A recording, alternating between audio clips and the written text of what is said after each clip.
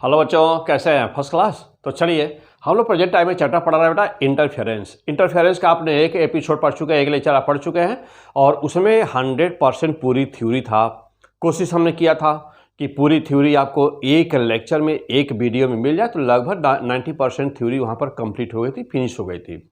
आज के एपिसोड में बेटा हम लोग देखने जा रहे हैं मोस्ट इम्पॉर्टेंट न्यूमेरिकल। जानते हो बेटा कि यह नीट चैप्टर, यह जो इंटरफेरेंस चैप्टर है वह नीट में भी, आईआईटी में भी और बोर्ड में भी बिल्कुल फिक्स है। यहाँ से 2 क्वेश्चन बिल्कुल फिक्स है, वो आते ही आते हैं। क्वेश्चन कभी कभी बहुत आसान आ जाते हैं तो आसानी से सॉल्व हो जाते हैं, कभी कभी क्वेश्चन थोड़ा टेक्निकल होते हैं बेटा, जैसे कि अभी आगे मैं बता रहा हूँ। तो टेक्निकल कुछ क्वेश्चन होते हैं तो वहाँ पर दिक्कत होती है। तो यह एक ऐसा चैप्टर है कि जो आपको एग्जाम में हीरो बना सकता है। यानी कि जब आप एग्जाम दे रहे होते हैं बेटा, तो उस समय कोई भी एक ऐसा चैप्टर बहुत ही अच्छा तैयार है तो आपको हीरो बना देता है, और कोई भी एक ऐसा चैप्टर जो बहुत अच्छा तैयार नहीं है, जिसमें गड़बड़ न्यूमेरिकल है, बहुत नहीं क्लियर कंसेप्ट है, तो वहाँ गड़बड़ हो जाता है। ठीक है, ओके। तो ऐसा ना होने पाए तो चलिए हम लोग शुरू करते हैं बेटा। तो हम लोग देखने जा रहे हैं कि इंटरफेरेंस, चूंकि जब यह बिल्कुल फिक्स है कि यहाँ से क्वेश्चन आना ही आना है, और क्वेश्चन कौन सा आएगा वह भी फिक्स है। अप्रॉक्सीमेट यानी कि 4 क्वेश्चन 5 क्वेश्चन आप गेस करिए, यानी टॉपिक कि इस कंसेप्ट वाला क्वेश्चन आएगा, तो निश्चित ही उसमें से आपका क्वेश्चन फंस जाएगा। लेकिन चूंकि रिस्क लेने की जरूरत नहीं होती बेटा, 2 क्वेश्चन फंसाने के लिए आपको कम से कम वहाँ पर 200 क्वेश्चन सॉल्व करने होते हैं। तो इसलिए आइए चलिए हम स्टार्ट करते हैं यहाँ पर। तो सबसे पहला पॉइंट बेटा ये है कि दो बेटा, सबसे पहला पॉइंट है कि P100 फिजिक्स में S D Pandey, SDP sir. देखो बेटा, यदि आप अभी तक इस चैनल को सब्सक्राइब यदि नहीं किए हुए हैं तो प्लीज़ यूट्यूब पर जाइए बेटा, P100 subscribe this channel, P100 physics. P100 इस चैनल को सब्सक्राइब कर दो बेटा। इस चैनल पर हम आपको बिल्कुल ही नीट और आईआईटी के लिए बहुत ही ज़बरदस्त, हर चैप्टर का ज़बरदस्त कंसेप्ट देने जा रहे हैं। यदि आपका चैप्टर बहुत पहले से तैयार है, नो प्रॉब्लम, इंडिया के टॉपर स्टूडेंट हैं तो नो प्रॉब्लम बेटा। और यदि जीरो जानते हैं तो नो प्रॉब्लम, इसलिए क्योंकि मैं जीरो से स्टार्ट करता हूं उस चैप्टर को और मैं पहुंचाता हूं उस लेवल पे जहां की आगे जानने की ज़रूरत नहीं होती है। क्यों? क्योंकि आपका अल्टीमेट टारगेट क्या है? या तो नीट है, या तो आईआईटी है, या तो हो सकता है बेटा कि अभी फ्यूचर में देना है नीट और आईआईटी, और आप अभी बोर्ड के स्टूडेंट हैं, आप क्लास फर्स्ट में पढ़ रहे हैं, क्लास सेकेंड में पढ़ रहे हैं बेटा। तो यह चैप्टर जो सिलेबस में बेटा वह क्लास सेकेंडरी के सिलेबस में है, इंटरफेरेंस ऑप्टिक्स, लाइट में इंटरफेरेंस क्या होता है। पहला तो एक एपिसोड इस पर मैं दे चुका हूँ बेटा, एक लेक्चर में बना चुका हूँ, एक लेक्चर में अभी आपको कल दिया था और आज मैं देने जा रहा हूँ बेटा उसके आगे का पोर्शन। इस लेक्चर में शुरू से लेकर के लास्ट तक का वीडियो को जरूर देखिएगा बेटा, बीच में मिस मत करिएगा, क्योंकि आपका ज़िंदगी बदल देने वाला यह लेक्चर है बेटा, ये वीडियो है और आपको एग्जाम हॉल में हीरो बना देगा। तो आपका कंसेप्ट होता क्या है, प्रॉब्लम क्या होती है बेटा, कि जब आप क्वेश्चन को कर रहे होते हैं, न्यूमेरिकल बन के सामने आता है ना, तो सब पढ़ा हुआ ना लगता है कि अरे कैसे हम इसको सॉल्व करें। तो क्वेश्चन नहीं रटना है, न्यूमेरिकल को किसी मत रखिए, क्योंकि न्यूमेरिकल रट नहीं सकते हैं। एक चैप्टर में 200 न्यूमेरिकल है, कितना रटेंगे? न्यूमेरिकल नहीं रट सकते आप किसी भी चैप्टर का, आपको कॉन्सेप्ट सीखने की ज़रूरत है। तो मैं आपको जा रहा हूँ इस लेक्चर में इस लेक्चर में बेटा आपको कॉन्सेप्ट सिखाने इंटरफेरेंस का, न्यूमेरिकल को कैसे सॉल्व करेंगे, पहला पॉइंट। अच्छा, इसके बाद एक लेक्चर बेटा और होगा जहाँ पर 100% वह भी पूरा न्यूमेरिकल ही होगा। तो यह 3 लेक्चर में, लेक्चर नंबर 1, लेक्चर नंबर 2 और 3 लेक्चर में बेटा आपका पूरा इंटरफेरेंस 100% क्वेश्चन बिल्कुल ही फिक्स है, चाहे आप आईआईटी के हो, चाहे बोर्ड के बेटा, चाहे नीट के हो। एक आज का डेट नोट करिए, आज का डेट नोट करिए, एक भी क्वेश्चन बाहर से नहीं आना है। तो okay, come on the point, आइए लेट अस स्टार्ट। तो yes, please subscribe the channel. तो सबसे पहले इस बेटा इस चैनल को सब्सक्राइब करिए और हम लोग आगे आइए शुरू करते हैं अपना लेक्चर। ओके ओके बेटा, देखिए तो पहला पॉइंट है हम लोगों का, देखो बेटा पहला पॉइंट है हम लोगों का बेटा, पहला हेडिंग हम लोगों का दिया है बेटा कि Y D S C biphasor diagram interference P100 physics. Okay, come on the point. हम लोग जानते हैं कि अभी आप पहले लेक्चर में आपको बता चुका बेटा कि यंग डबल स्लिट एक्सपेरिमेंट क्या है। जो चीज़ें बता चुका हूं मैं उन चीज़ों को रिवाइज नहीं करने जा रहा बेटा। यहाँ पर मैं कुछ आपको नई चीज़ें फिर बताने जा रहा हूँ और बहुत ही पूरा आपका पूरा लेक्चर बेटा वीडियो शुरू से लेकर लास्ट देखिएगा, नोट बनाते जाइएगा क्योंकि बहुत ही ज़बरदस्त है। आपका नंबर में बिल्कुल ही नंबर आपका उछाल देगा बेटा चैप्टर, आपका न्यूमेरिकल इस चैप्टर से गलत ना होने पाए। Okay, come on.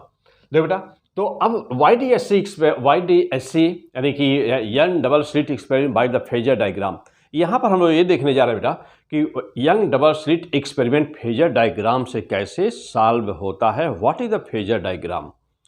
अभी देखे होंगे कि जब हमने पिछले वाले लेक्चर बेटा जब प्रूफ किया हूँ तो कहीं पर भी जानते हैं कि जब कहीं पर भी दो मोनोक्रोमेटिक लाइट बीम जो कोहेरेंट सोर्स से हो रही होती है, कोहेरेंट सोर्स क्या है, मोनोक्रोमेटिक लाइट क्या है, क्या कंडीशंस बेटा पीछे हो चुका है, मैं इस पर समय नहीं बेकार करना चाहता हूँ, फिर से डिस्कस करके। तो लेक्चर नंबर 1 में यहाँ पे सब क्लियर पहले कर लेंगे। लेक्चर नंबर 1 इंटरफेरेंस या लेक्चर नंबर 1 सबसे पहले देखेंगे, तब आप जाएंगे इस पर लेक्चर नंबर 2 इस एपिसोड देखेंगे। पहले लेक्चर नंबर 1 देखना बहुत जरूरी है। Okay, come on. देखो बेटा, तो अब है पॉइंट ये कि जब वहाँ पर यंग डबल स्लिट एक्सपेरिमेंट में हम लोगों ने ये दो हाइपोथेटिकल सोर्स लिया था S1 और S2, और लाइट कैसी थी हमारी, मोनोक्रोमेटिक। सोर्स हमारा कैसा था, हाइपोथेटिकल सोर्स था। कैसा सोर्स था बेटा, कोहेरेंट। कोहेरेंट सोर्स क्या होते हैं, already has been discussed in the last video, in the first video. Okay, now come on. अब सपोज ये करो बेटा यह कि वहाँ पर तो दो वेव थी, एक Y1 था और एक Y2 था, लेकिन यदि यह वेव है 2 की बजाय 3 हो, 3 की बजाय 4 हो, 5 हो, तब न्यूमेरिकल कैसे सॉल्व होगा। और यह क्वेश्चन मोस्ट इंपॉर्टेंट आने वाला है। तो फिर क्या करेंगे, सपोज किया बेटा, सपोज किया यहाँ पर ना बेटा, यहाँ पे हमने सपोज किया कि यहाँ पर हमारे पास 3 वेव हैं। एक है नंबर 1 Y1, दूसरी वेव है हमारी Y2, तीसरी वेव है हमारी Y3, चौथी वेव है हमारी Y4, और ये 4 वेव हैं आपस में, चारों मोनोक्रोमेटिक हैं, यानी कि सभी की शर्तें सारी पूरी कर रही हैं।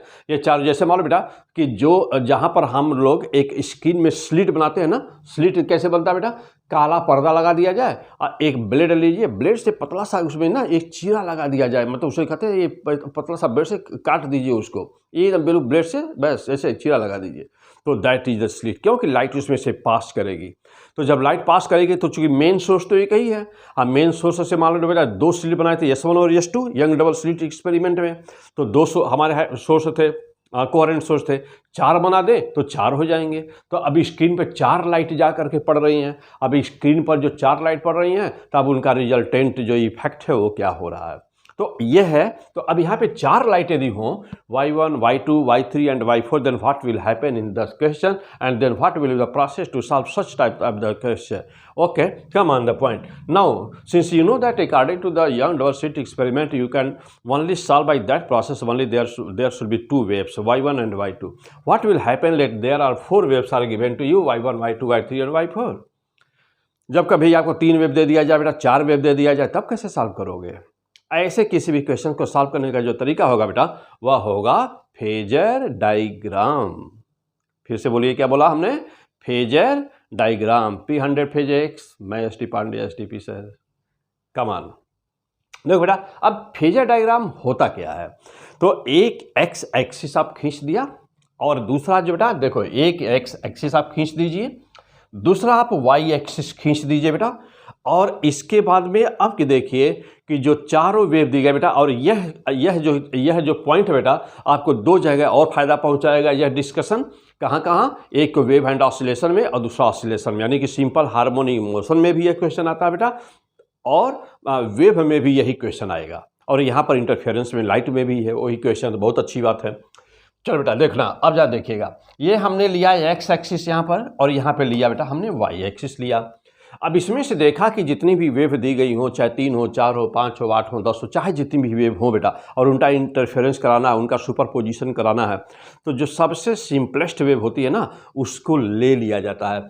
सबसे सिंपलेस्ट वेव देखने का मतलब ये है बेटा कि जिसमें फेज डिफरेंस 0 दिखाई दे रहा हो, यानी देख रहे बेटा कि यहाँ पर ओमेगा टी माइनस के एक्स प्लस पाई बाई 2 है, और यहाँ पर देख रहे हो ओमेगा टी माइनस के, लेकिन कास है तो कास और साइन के बीच का अंतर जानते हो बेटा पाई बाई 2 होता है, यानी कि पाई बाई 2 यहाँ छिपा हुआ है। π/4 इसमें देख रहे हैं, तो यहाँ पर भी यहाँ पर भी पाई है। तो सबसे सिंपलेस्ट वेव देखने का तरीका क्या हुआ बेटा? तो सबसे सिंपलेस्ट वेव देखा हमने, कौन सी मिली हमको मिला A1 sin omega t minus kx। Okay, तो this is the simplest wave. सबसे सिंपलेस्ट वेव को सबसे पहले ले लिया जाता है, और उसके बाद क्या करते हैं बेटा?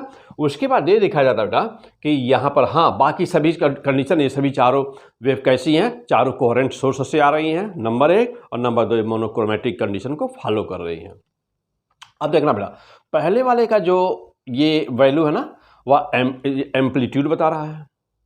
आप जानते हो कि एम्पलीट्यूड क्या होता है? तो amplitude is the maximum displacement during the vibration. Okay, तो एम्पलीट्यूड बेटा, तो पहले वाले का एम्पलीट्यूड A1 है, तो पहले वाले का एम्पलीट्यूड आपने खींच दिया। मान ली 5 सेंटीमीटर है, तो 5 सेंटीमीटर ये ले लिया हमने। अब देखेंगे, अब इसके बाद दूसरी वे पे चलते हैं। Y2 को देखा क्या है? Y2 में देखा बेटा कि यहाँ पर इसका एम्पलीट्यूड है A2 sine omega T minus kx plus π/2, यानी कि जहाँ पर इस वेव को हमने रखा है बेटा, देखो यहाँ पर हमने किसको रखा? यहाँ पर हमने रखा y1 को।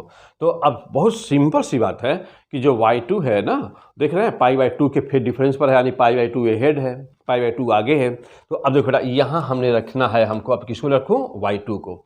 तो y2 का एम्पलीट्यूड केवल हमको लेना बेटा, तो y2 A2 ले लिया। देखो बेटा, यहाँ पे ले लिया हमने A2 ले लिया।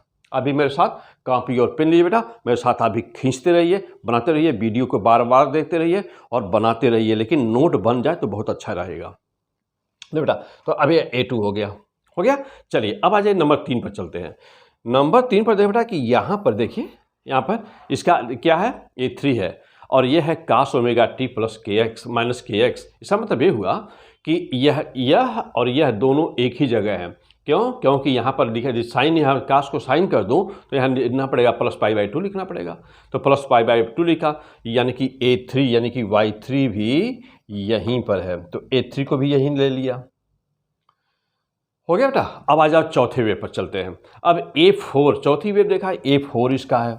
अब देखा कि यह इसका लोकेशन क्या है बेटा, तो देखो यह जानते हैं ना कि साइन या कास के बाद में जो भी सामने की आगे की जो भी जगह होती है उसी को क्या बोलते हैं बेटा? वही होता है फेज।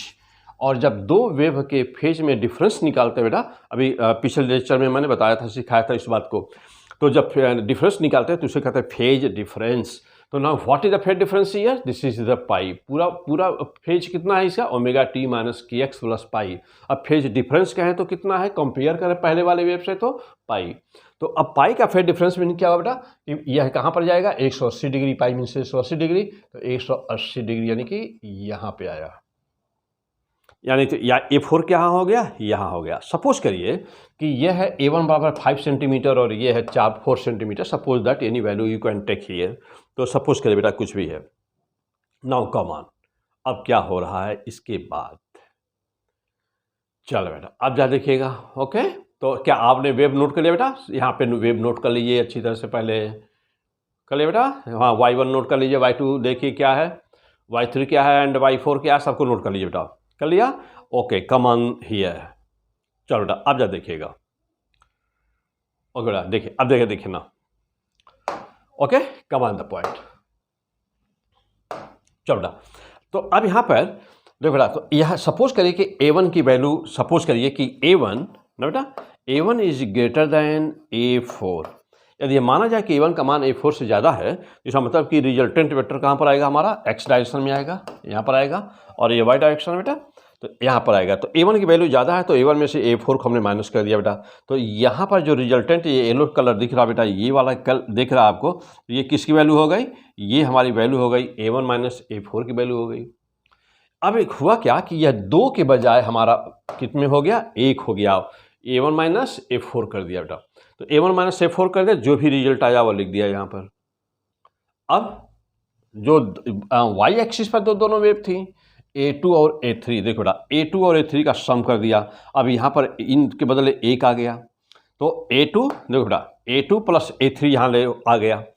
अब जानते हैं कि ये दोनों जो रिजल्ट आ रहे हैं, यहाँ सब्ट्रैक्शन का और यहाँ पर एडिशन का जो रिजल्ट है बेटा, तो जो हमारे जो रिजल्टेंट एम्पलीट्यूड होगा वह इन दोनों के बीच में कहीं पर लाई करेगा।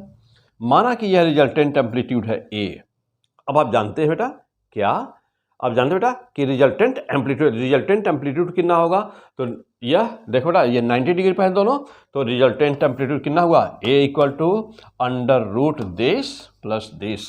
यानी इंटेंसिटी की यदि बात करें कि इंटेंसिटी कितनी हुई, तो इंटेंसिटी बराबर जानते बेटा आई बराबर ए स्क्वायर होता है, तो आई बराबर कितना हुआ, ए स्क्वायर की वैल्यू सामने है, तो आई बराबर कितना हो गया A1 माइनस A2 का whole square, A2 plus A3 का होल स्क्वायर। तो this is the value of intensity and this is the value of amplitude. Okay, तो इसे कहते हैं फेजर डायग्राम। नोट कर लिया सभी लोगों ने?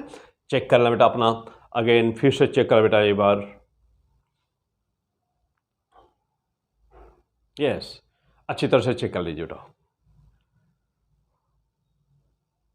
हो गया बेटा? चलिए देखिए पहली वेव, एक बार फिर से देख लें बेटा क्लियर सर।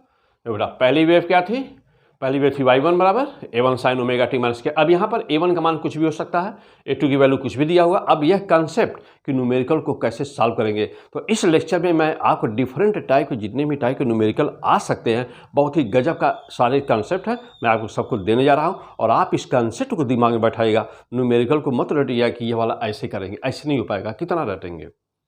तो कंसेप्ट को दिमाग में बैठाना। अब आपको कोई भी क्वेश्चन आएगा तो यहाँ से सॉल्व हो जाएगा बेटा। हो गया? चलो बेटा अब आगे बढ़ा जाए। तो देखिए अब ये नोट कर लिए होंगे आप। ओके बेटा, क्लियर हो गए सब लोग? चलो बेटा, तो ये है फेजर डायग्राम। अभी YDSC एक्सपेरिमेंट को जहाँ पर दो वेव थी केवल y1 और y2, अब उसको तो करना हो तो बहुत ही आसान है, उसमें तो कुछ है ही नहीं। आ जाइए हम आगे बढ़ देगा। चलिए अब YDSC एक्सपेरिमेंट में चलते हैं। तो हालांकि ये देखो बेटा ये टॉपिक हम लोग पढ़ चुके हैं, ये टॉपिक हो चुका है हम लोग का। चलिए देखते बेटा यहाँ पर क्या है। तो YDSC एक्सपेरिमेंट में हम लोगों ने, याद होगा आपको पिछले लेक्चर में बेटा, कि हम लोग वहाँ पे दो वेव लिए थे। नंबर वेव कौन सी थी, y1 बराबर था A1 sine omega T minus के एक्स और y2 बराबर था A2 sine omega T minus के एक्स पर डेल्टा फाई। यानी कि दो ऐसी वेव थी कि जिनमें डेल्टा फाई का फेज डिफरेंस था। पहली वेव y1, दूसरी wave y2, young double slit experiment बेटा। और यह बीच की डिस्टेंस, दोनों के बीच की डिस्टेंस कितना बेटा d, और यह स्क्रीन की डिस्टेंस जो है स्लिट से कितनी होती है d, जानते बेटा। ये यहाँ पर कौन सा पोजीशन है, सेंट्रल फ्रिंज का पोजीशन है। और यह कोई पॉइंट है जहाँ पर दोनों वेव का इंटरफेरेंस हो रहा है, और वहाँ पर बताना है हमको कि यहाँ पर रिजल्टेंट एम्पलीट्यूड कितना है और यहाँ पर रिजल्टेंट इंटेंसिटी कितनी है। Draw the diagram first. खींच दिए होंगे? हाँ खींच दिए, मेरे साथ में खींचते रहिए बेटा आराम से, बिल्कुल यहाँ रफ वर्क करिए। जितनी बार देखिए, पढ़ने का द बेस्ट तरीका होता है बेटा कि बार बार रफिंग करिए, रफ करिए, बार बार रफ करिए। आता है तभी रफ करिए, वो सबकॉन्शियस माइंड में जा करके बैठ जाता है, वो कभी भूलेगा नहीं। आपको लगता होगा कि भूल गया, लेकिन जब आप एग्जाम बैठेंगे फट तुरंत ही याद हो जाता है वो ना। तो मैं इस पर लेक्चर दूंगा कभी कि कैसे रटें, कैसे याद करें, दिमाग में कैसे बैठाएं चीज़ों को, मैं एक वीडियो आपको दूंगा बाद में। अभी यहाँ टॉपिक पे चलते बेटा। चलो तो YDSC एक्सपेरिमेंट, तो y1 equal to so much, y2 equal to so much, it is given and it is given here that the phase difference between these two waves is the delta phi. And now you have to determine that, क्या बताना बेटा कि YDSC experiment में proof करके हम लोग तो निकाले ही हैं। तो प्रूफ में मैं एक बीच में लाइन आया था, मैं वहाँ कहा था कि उसको प्रूफ कर डालिएगा आप। ओके क्योंकि फिर से मिटाना पड़ता, तो मैं उसमें प्रूफ नहीं किया था बेटा, तो उसमें बताया था कि अब प्रूफ कर लीजिएगा। मैं अभी फिर से कर दे रहा हूँ उस वाले बात को ना बेटा। चलो आ जाओ, देखो यहाँ पे आ जाओ, देखना बेटा, अब जब देखिएगा तो अब यह दो वेव हैं हमारे। अब देखिए तो यंग डबल स्लिट एक्सपेरिमेंट में जो कैलकुलेशन लंबा था, फेजर डायग्राम से देखो बेटा कितना आसान वो चीज़ें हो जाती हैं। यहाँ पर पहली वेव है y1, बेटा पहली वेव है y1, और बेटा पहली वेव है y1, ओके बेटा पहली वेव है y1, उसका एम्पलीट्यूड है a1। दूसरी वेव है y2, उसका एम्पलीट्यूड है a2। और इन दोनों के ओमेगा टी माइनस के एक्स, ओमेगा टी माइनस क्या दोनों में है, ये तो सेम हो गया। तो दोनों में डिफरेंस कितना है, दोनों में डिफरेंस है इसका, तो डेल्टा फाई का है। डेल्टा फाई को कहेंगे फेज डिफरेंस। तो what is the phase difference between these two wave, delta phi. जो चीज़ें बराबर है उनको छोड़ दीजिए, जो एक्स्ट्रा चीज़ें बेटा वही फेज डिफरेंस बन जाएगा। तो फेज डिफरेंस हो गया। अब जा देखना, अब सपोज कर बेटा कि जो सिंपलेस्ट वाली वेव है वो हमारे ने ले लिया, उसको x पर ले लिया। जो दूसरी वेव है हमने उसको y पर ले लिया। तो जो x पर है उसका एम्पलीट्यूड कितना है a1, तो a1 दे बेटा हमने यहाँ ले लिया। y पर जो दूसरी वाली वेव है बेटा a2 हमने ले लिया इस पर। अब ये एंगल, इतना एंगल को ना बेटा हमने मान लिया, क्या माना हमने, डेल्टा फाई मान लिया एंगल को। फिर डिफरेंस, अब जानते हो अब यह एंगल चाहे 90 हो, डेल्टा फाई मान 90 भी हो सकता, 45 भी हो सकता, 60 भी हो सकता, कुछ भी रहे। तो अब ये जानते हैं आप कि जो इन दोनों का रिजल्टेंट होगा वह इनके बीच में ही कहीं पर होगा। जो ज़्यादा होता है रिजल्टेंट उसी की तरफ होता है। एक तो वेक्टर में पढ़ेंगे आप, लेकिन वो छोड़ दीजिए। यह जानते बेटा कि इन कहीं बीच में होगा, माना कि इनका रिजल्टेंट एम्पलीट्यूड ए है। अब ए बराबर क्या होगा, तो जानते बेटा पाइथागोरस प्रमेय लगा दिया, 90 डिग्री कंसेप्ट लगा दिया, 90 डिग्री लगा दिया बेटा, ये वेक्टर का एडिशन लगा दो। देखो बेटा ए स्क्वायर बराबर कितना हो जाएगा, देख रहे हो ना, ए स्क्वायर बराबर कितना होगा बेटा, a1 square plus a2 square plus 2a1 a2 cos delta phi. That is the answer. Answer आ गया। ऑलरेडी इसको आप प्रूव कर चुके हैं बेटा, देखिए ओके बेटा, देखना तो ए स्क्वायर बराबर, तो अच्छा आप जानते बेटा कि ए स्क्वायर बराबर होता है आई इंटेंसिटी के बराबर होता है। तो इंटेंसिटी बराबर क्या होगा, a1 square plus a2 square 2a1 a2 cos delta phi. या आप इसको चाहे तो इस फॉर्म में लिखो बेटा, या तो चाहिए इस फॉर्म में लिखिए, आई बराबर i1 plus i2 plus under 2 i1। बेटा ये 2 बाहर है ना बेटा, एक सेकंड बेटा, 2 बाहर बेटा, तो हाँ 2 बाहर कर लीजिएगा बेटा। तो I equal to i1 plus i2 plus 2 under root i1 i2। बेटा यहाँ पे देखो बेटा रूट i1 है ना, तो a1 को आप क्या ले सकते हो, i1 अंडर रूट i1, इसको ले सकते हो अंडर रूट i2, और 2 बाहर है cos डेल्टा फाई। ओके बेटा, तो ये है। तो फेजर डायग्राम से यंग डबल स्लिट एक्सपेरिमेंट, देखो बेटा, देखो माइंड हियर, देखो बेटा यहाँ पर यंग डबल स्लिट एक्सपेरिमेंट का जो रिजल्ट आता बेटा, आप उसको आसानी से फेजर डायग्राम से कितनी आसानी से सॉल्व कर सकते हैं। तो चाहे 2 वेव हो, 3 वेव हो, 4 वेव हो, 5 वेव हो, डज नॉट मैटर, आप बहुत ही आसानी से अपना आंसर दे सकते हैं। आइए अगले पॉइंट पे चलते हैं बेटा। अब याद रखना बेटा, ये पॉइंट मोस्ट इंपॉर्टेंट। अब यही पॉइंट ध्यान देना बेटा, यहाँ पे विशेष करके ये पॉइंट बेटा देखिए, तो यह पॉइंट है proof of the intensity of the intensity, proof of the intensity. Okay बेटा, देखिए ये हम लोग का पॉइंट है proof of the intensity. Okay, और यह किसके लिए है, तो बोर्ड के बच्चों के लिए यह टॉपिक बहुत ही जरूरी है। हमारे नीट और आईआईटी के जो स्टूडेंट बेटा, उनको प्रूफ की नहीं जरूरत है, उनको लास्ट रिजल्ट की जरूरत है, उनके लिए फेजर डायग्राम द बेस्ट है। लेकिन कोई बोर्ड का स्टूडेंट है बेटा, तो आपके लिए बहुत जरूरी है। क्यों, क्योंकि आपके एग्जाम में प्रूफ करने को आएगा कि इंटरफेरेंस पैटर्न में YDSC एक्सपेरिमेंट में इंटेंसिटी कैसे निकालोगे, प्रूफ करो। तो आपको प्रूफ करना होगा, तो फेजर डायग्राम से नहीं करेंगे वहाँ पर, क्योंकि फेजर डायग्राम बट अपना एक कंपटीशन के लिए है, कंपटीशन के बच्चों के लिए है कि बस सीधा एक लाइन में आंसर मारा। लेकिन आपको बोर्ड में प्रूफ करना रहेगा। तो बोर्ड में प्रूफ करने के लिए मैं एक बार देखो बेटा, यहाँ पीछे किया हूँ पिछले लेक्चर में, यहाँ पर एक बार फिर से कर दे रहा हूँ बेटा, आ जाओ देखना। अब जैसे वही एक्सपेरिमेंट है, देखो बेटा y1, तो y1 बराबर क्या था, a1 sine omega T minus case, पहली वेव हो गई जो अभी हम लोग लिए थे फेजर डायग्राम में, वही वाला है।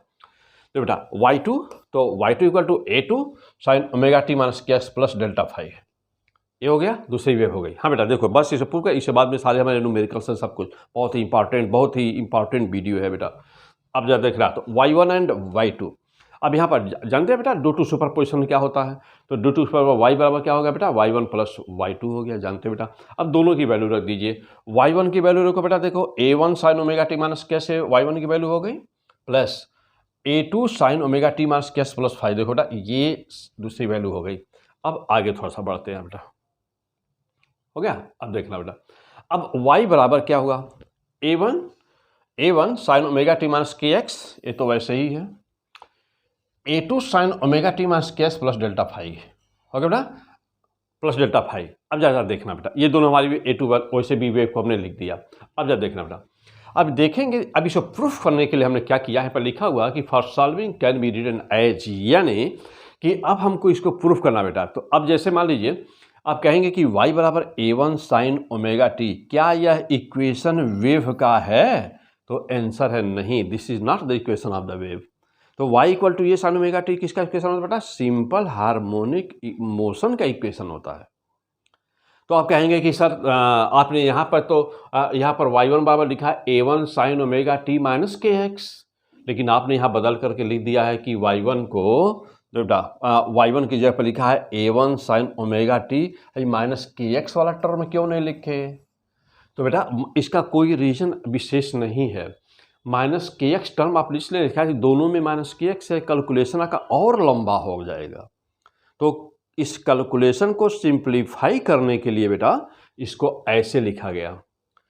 तो अब क्वेश्चन उठता है कि क्या रिजल्ट पे कोई प्रभाव पड़ेगा? नहीं बेटा, रिजल्ट पे कोई प्रभाव नहीं पड़ेगा। क्यों नहीं पड़ेगा? उसका रीजन ये है बेटा कि इसलिए नहीं पड़ेगा क्योंकि ये दोनों में है और दोनों में जब ये सॉल्व करेंगे तो जा करके लास्ट में कैंसिल हो जाएंगे दोनों, पहली बात। दूसरी बात, जानते बेटा कि वेव का इक्वेशन होता है y equal to a sine omega T minus के एक्स। ओके बेटा, चलो आ जाओ, कहीं पे लिख के बताऊंगा आपको। देखो बेटा, वेव का इक्वेशन होता है ना बेटा, देखो ध्यान दीजिएगा, वेव का इक्वेशन होता है y equal to a sine omega T minus के एक्स। बेटा यह है वेव, हम अभी नहीं पढ़ाए हैं, वेव मैं शुरू करने वाला हूँ बेटा, वहाँ पर आप बहुत ज़बरदस्त सब कुछ पाएंगे। तो y equal to a sine omega T minus के एक्स होता है बेटा, ये वेव होती है। और यदि लिखा जाए कि y equal to a sine omega t ना, तो यह वेव नहीं है बेटा, ध्यान रहे, यह सिंपल हार्मोनिक मोशन का इक्वेशन है। लेकिन जब जानते हो कि वेव मीडियम में ट्रेवल करती है तो जो मीडियम के पार्टिकल होते हैं वह सिंपल हार्मोनिक मोशन करते हैं। इसीलिए जब क्वेश्चन को सॉल्व करना होता है बेटा, तो जो वेव के इक्वेशन के स्थान पर यदि पार्टिकल के इक्वेशन को लिख दिया जाए तो मान में कोई अंतर नहीं आता और कैलकुलेशन छोटा हो जाता है। तो यह था इसका रीजन। आगे बढ़ा जाए, आ जाओ बेटा। हाँ, तो जानते बेटा, यस P100 फिजिक्स आपको सब कुछ क्रिस्टल क्लियर मिलेगा बेटा। इसलिए कहीं पर भी पढ़ रहे होंगे, कहीं पर भी अभी इसके पहले यदि आप पढ़ रहे हों बेटा, तो सब छोड़ करके P100 फिजिक्स पे चैप्टर्स को पूरा पढ़िए और फिर देखिए आपको कि क्या कोई क्वेश्चन ऐसा फंसता है कि जो फंसता हो, या कोई क्वेश्चन ऐसा है कि जो न सॉल्व होता हो। ऐसा कुछ भी नहीं होगा और आपका बहुत ही ज़बरदस्त सब कुछ तैयार होगा बेटा, बिल्कुल जीरो से लेकर के टॉप लेवल तक। Okay, come on the point. अब जा देखिएगा, अब रिजल्टेंट, अब सुपरपोजिशन का रिजल्ट क्या हुआ, तो अब जा देखना बेटा। तो y बराबर क्या हुआ, a1 sine omega T plus a2, इसमें देखो बेटा यहाँ a2, तो a2 हमने देखो बेटा यहाँ पर a2 sine omega T plus delta five. Okay, फिर डिफरेंस लिख दिया बेटा। अब इसका एक्सपेंशन कर दिया हमने। देखो बेटा दूसरा फिर से देखना है यहाँ पर।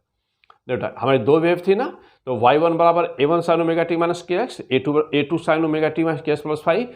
के एक्स वाली टर्म को चाहे तो आप हम लोग यहाँ दोनों में से ना बेटा हटा दें, मान में कोई अंतर नहीं पड़ेगा। तो देखिए, तो हटा करके लिख दीजिएगा। अब हटा करके लिख दीजिएगा, ऐसे बोर्ड में प्रूफ करिएगा। तो y बराबर a1 sine omega T plus a2 sine omega T plus delta five ये वाला टर्म बेटा लिख दिया। ओके, अब y बराबर क्या हुआ बेटा, देखो y बराबर a1 sine omega T plus a2। अब इसका a2 बाहर ले लिया और एक्सपेंशन कर sine a plus b, sine a cos b plus cos a sine b, expansion कर दो बेटा, इसका एक्सपेंशन कर दीजिए।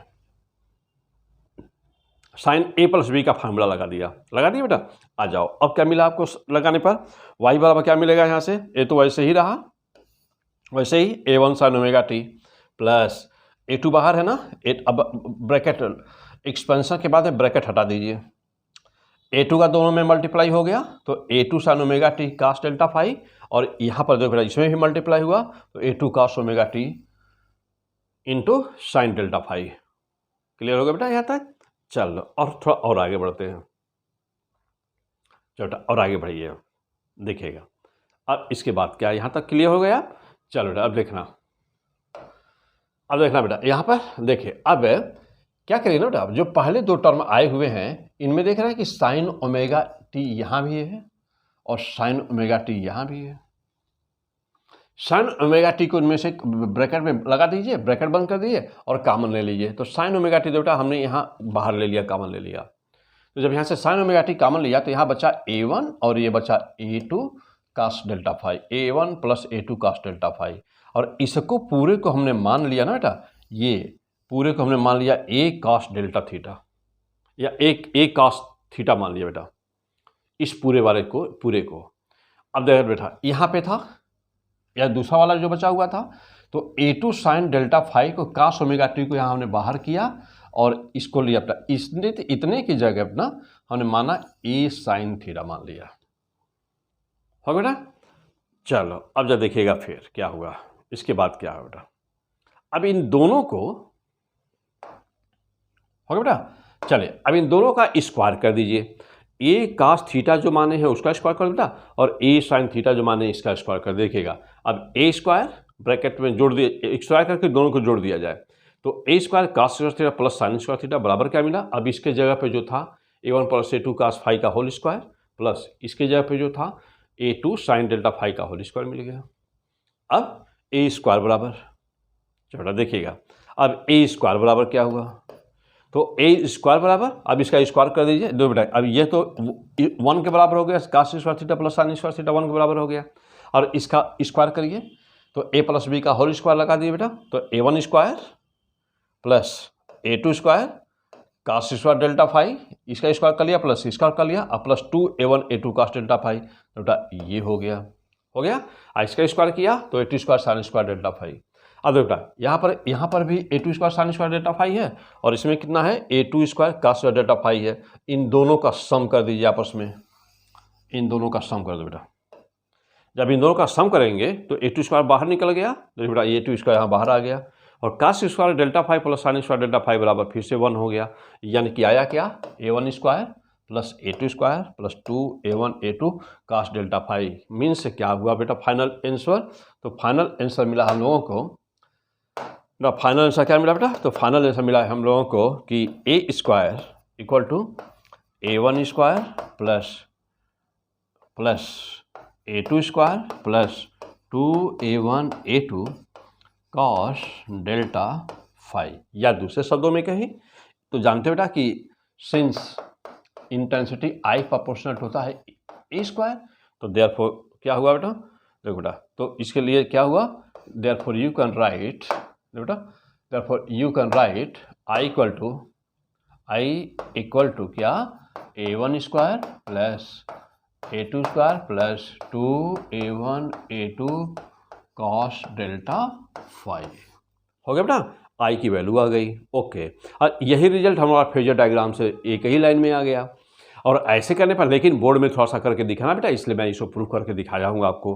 तो I equal to a1 square plus a2 square plus 2a1 a2 cos delta phi हो गया बेटा। और अब इसी को लिखना चाहो बेटा तो दूसरे शब्दों में कैसे लिख सकते हो, आई बराबर i1 plus i2 plus 2 under root i1 i2 cos delta phi. Yes, तो आप चाहें तो ऐसे भी लिख सकते हैं। ओके, तो this was the final result, final proof of the intensity in the case of the young double slit experiment in the YDSC experiment. Okay, आगे बढ़ा जाए, एक बार फिर से चेक कर लें अपना, देख लो बेटा प्रूफ। वीडियो को रोक करके वहाँ पर एक अच्छी तरह से प्रूफ करें, कॉपी भी नोट कर लीजिए फर्स्ट क्लास का, ऐसी प्रैक्टिस कर लीजिए प्रूफ करने का। क्यों, क्योंकि एग्जाम में आपके बोर्ड के एग्जाम में आएगा बेटा, और कहीं जरूरत नहीं इसकी है, केवल बोर्ड के बच्चों को इसकी जरूरत पड़ेगी बेटा, बोर्ड के बच्चों को इसकी जरूरत पड़ेगी बेटा ना। कैसे मैं प्रूफ किया हूँ आप अच्छी तरह देख ले बेटा इसको, तो बोर्ड के बच्चों, बोर्ड के स्टूडेंट्स को इसकी जरूरत है बेटा ना, और नीट और IIT के स्टूडेंट्स के लिए तो केवल बस वही फेजर डायग्राम मालूम हो और लास्ट लाइन ना बेटा। देखो बेटा इसमें IIT और नीट के बच्चों को जो कंपटीशन देने जा रहे हैं बेटा, उनके लिए केवल ज़रूरत किसकी है, उनके लिए कोई जरूरत बेटी इस इक्वेशन की, ये इक्वेशन बस याद होना चाहिए, बस इनकी जरूरत है और किसी जरूरत नहीं है। Okay, come on the next point बेटा, आगे बढ़ते हैं। अगला पॉइंट, अब बहुत ही इंपॉर्टेंट चीज़ें, चलो अब बहुत ही इंपॉर्टेंट बातें। ओके, चलिए अब है पॉइंट बहुत ही इंपॉर्टेंट बेटा, क्या कि डिटर्मिनेशन ऑफ द म्यू। देखिए अब यहाँ से न्यूमेरिकल आपका स्टार्ट होता बेटा कि यस, हर ऐसे सारे टॉपिक जो टॉपिक जहाँ से न्यूमेरिकल आने हैं वह टॉपिक को मैं पहले ही लेकर के थ्योरी के रूप में उस टॉपिक को मैं पहले से समझा दे रहा हूँ, बता दे रहा हूँ, क्लियर कर दे रहा हूँ बेटा, ताकि न्यूमेरिकल आए तो आपको कुछ लगे नहीं कि हाँ ये कैसे सॉल्व होगा, क्या करो, सोचना ना पड़े। चलो देखो बेटा, डिटर्मिनेशन ऑफ द म्यू, यानी कि कभी आपको एक क्वेश्चन दिया जाता है कि YDX एक्सपेरिमेंट में, यंग डबल स्लिट एक्सपेरिमेंट में, एक इंटरफेयरिंग वेव के रास्ते में, यानी कि वेव के रास्ते में वेव जा रही है बेटा, उसमें एक ट्रांसपेरेंट शीट रख दिया जाए, कोई ग्लास की शीट रख दिया जाए या माइका की शीट रख दिया जाए, कोई भी जिससे कि लाइट पार जा सके, उसको बोलते हैं ट्रांसपेरेंट शीट यदि रख दिया जाए तो उसका हमको निकालना हो, म्यू की वैल्यू निकालनी हो तो कैसे निकालेंगे, या उसका थिकनेस निकालना हो बेटा तो कैसे निकालेंगे। तो आप देख रहे हैं कि यहाँ पर यह है YDXC एक्सपेरिमेंट, यह S1 पहला स्लिट, दूसरी स्लिट है S2, यह सेंट्रल पॉइंट बीच का, यहाँ पर सेंट्रल फ्रिंज बेटा यह, और यहाँ पर देखिए सपोज करें कि S1 से जो वेव जा रही है, S1 से जो लाइट बीम जा रही है ना बेटा, ये S1 से P पे जा रही है, P पॉइंट है हमारा, तो जा रही है, तो उसके रास्ते में हमने क्या रख दिया, यहाँ पर हमने रख दिया, एक सीट रख दिया।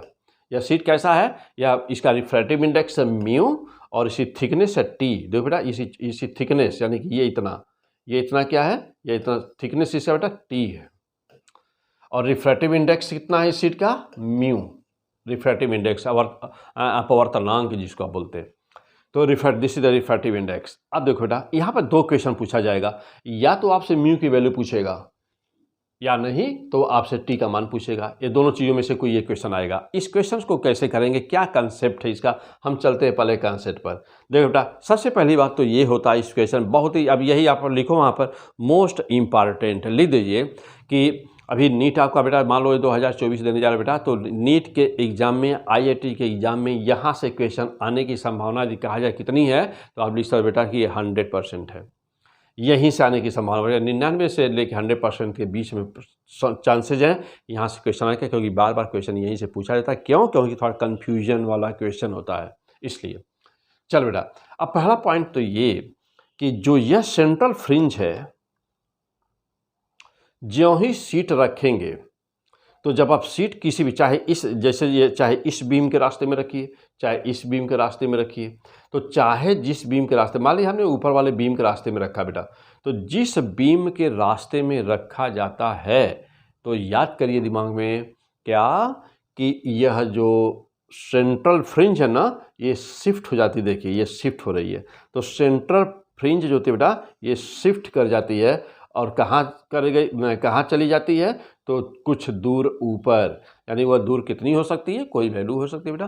तो यही तो निकालने को आएगा कि यह माना कि x डिस्टेंस ये दूर चली गई, किधर जाएगी, जिस बीम के रास्ते में सीट रखा जाएगा उधर जाएगी।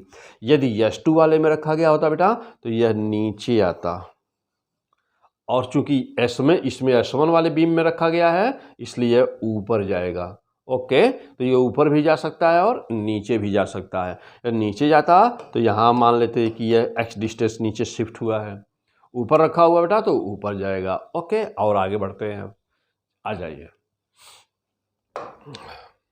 देखना बेटा। हाँ अब ध्यान दीजिएगा, चलो देखिए जानते बेटा कि यह जब यहाँ पर हुआ क्या, एक्चुअली सीट रखने से अंतर क्या पड़ गया, तो जब सीट रख दिए ना, तो सीट रखने से अब पहले यह लाइट वेव सीधे गई होती बेटा, पहले यह लाइट वेव देखो सीधे जाती ना, सीधे चली गई होती यदि सीट न रहता। सीट रख देने से क्या हो गया, तो सीट रख देने से अब यह जो लाइट वेव है ना बेटा, अब यह लाइट वेव ऐसे बढ़ के जाएगी, यानी अपने रास्ते को, अपने पाथ को बदल देगी, वो चेंज करके जाएगी बेटा। देखो अब यहाँ पे ऐसे बढ़ के ऐसे होके तब बाहर जाएगी। अब इसे क्या बोलते हैं, इसको बोलते हैं अपवर्ड, इसको बोलते हैं बेटा ऑप्टिकल पाथ।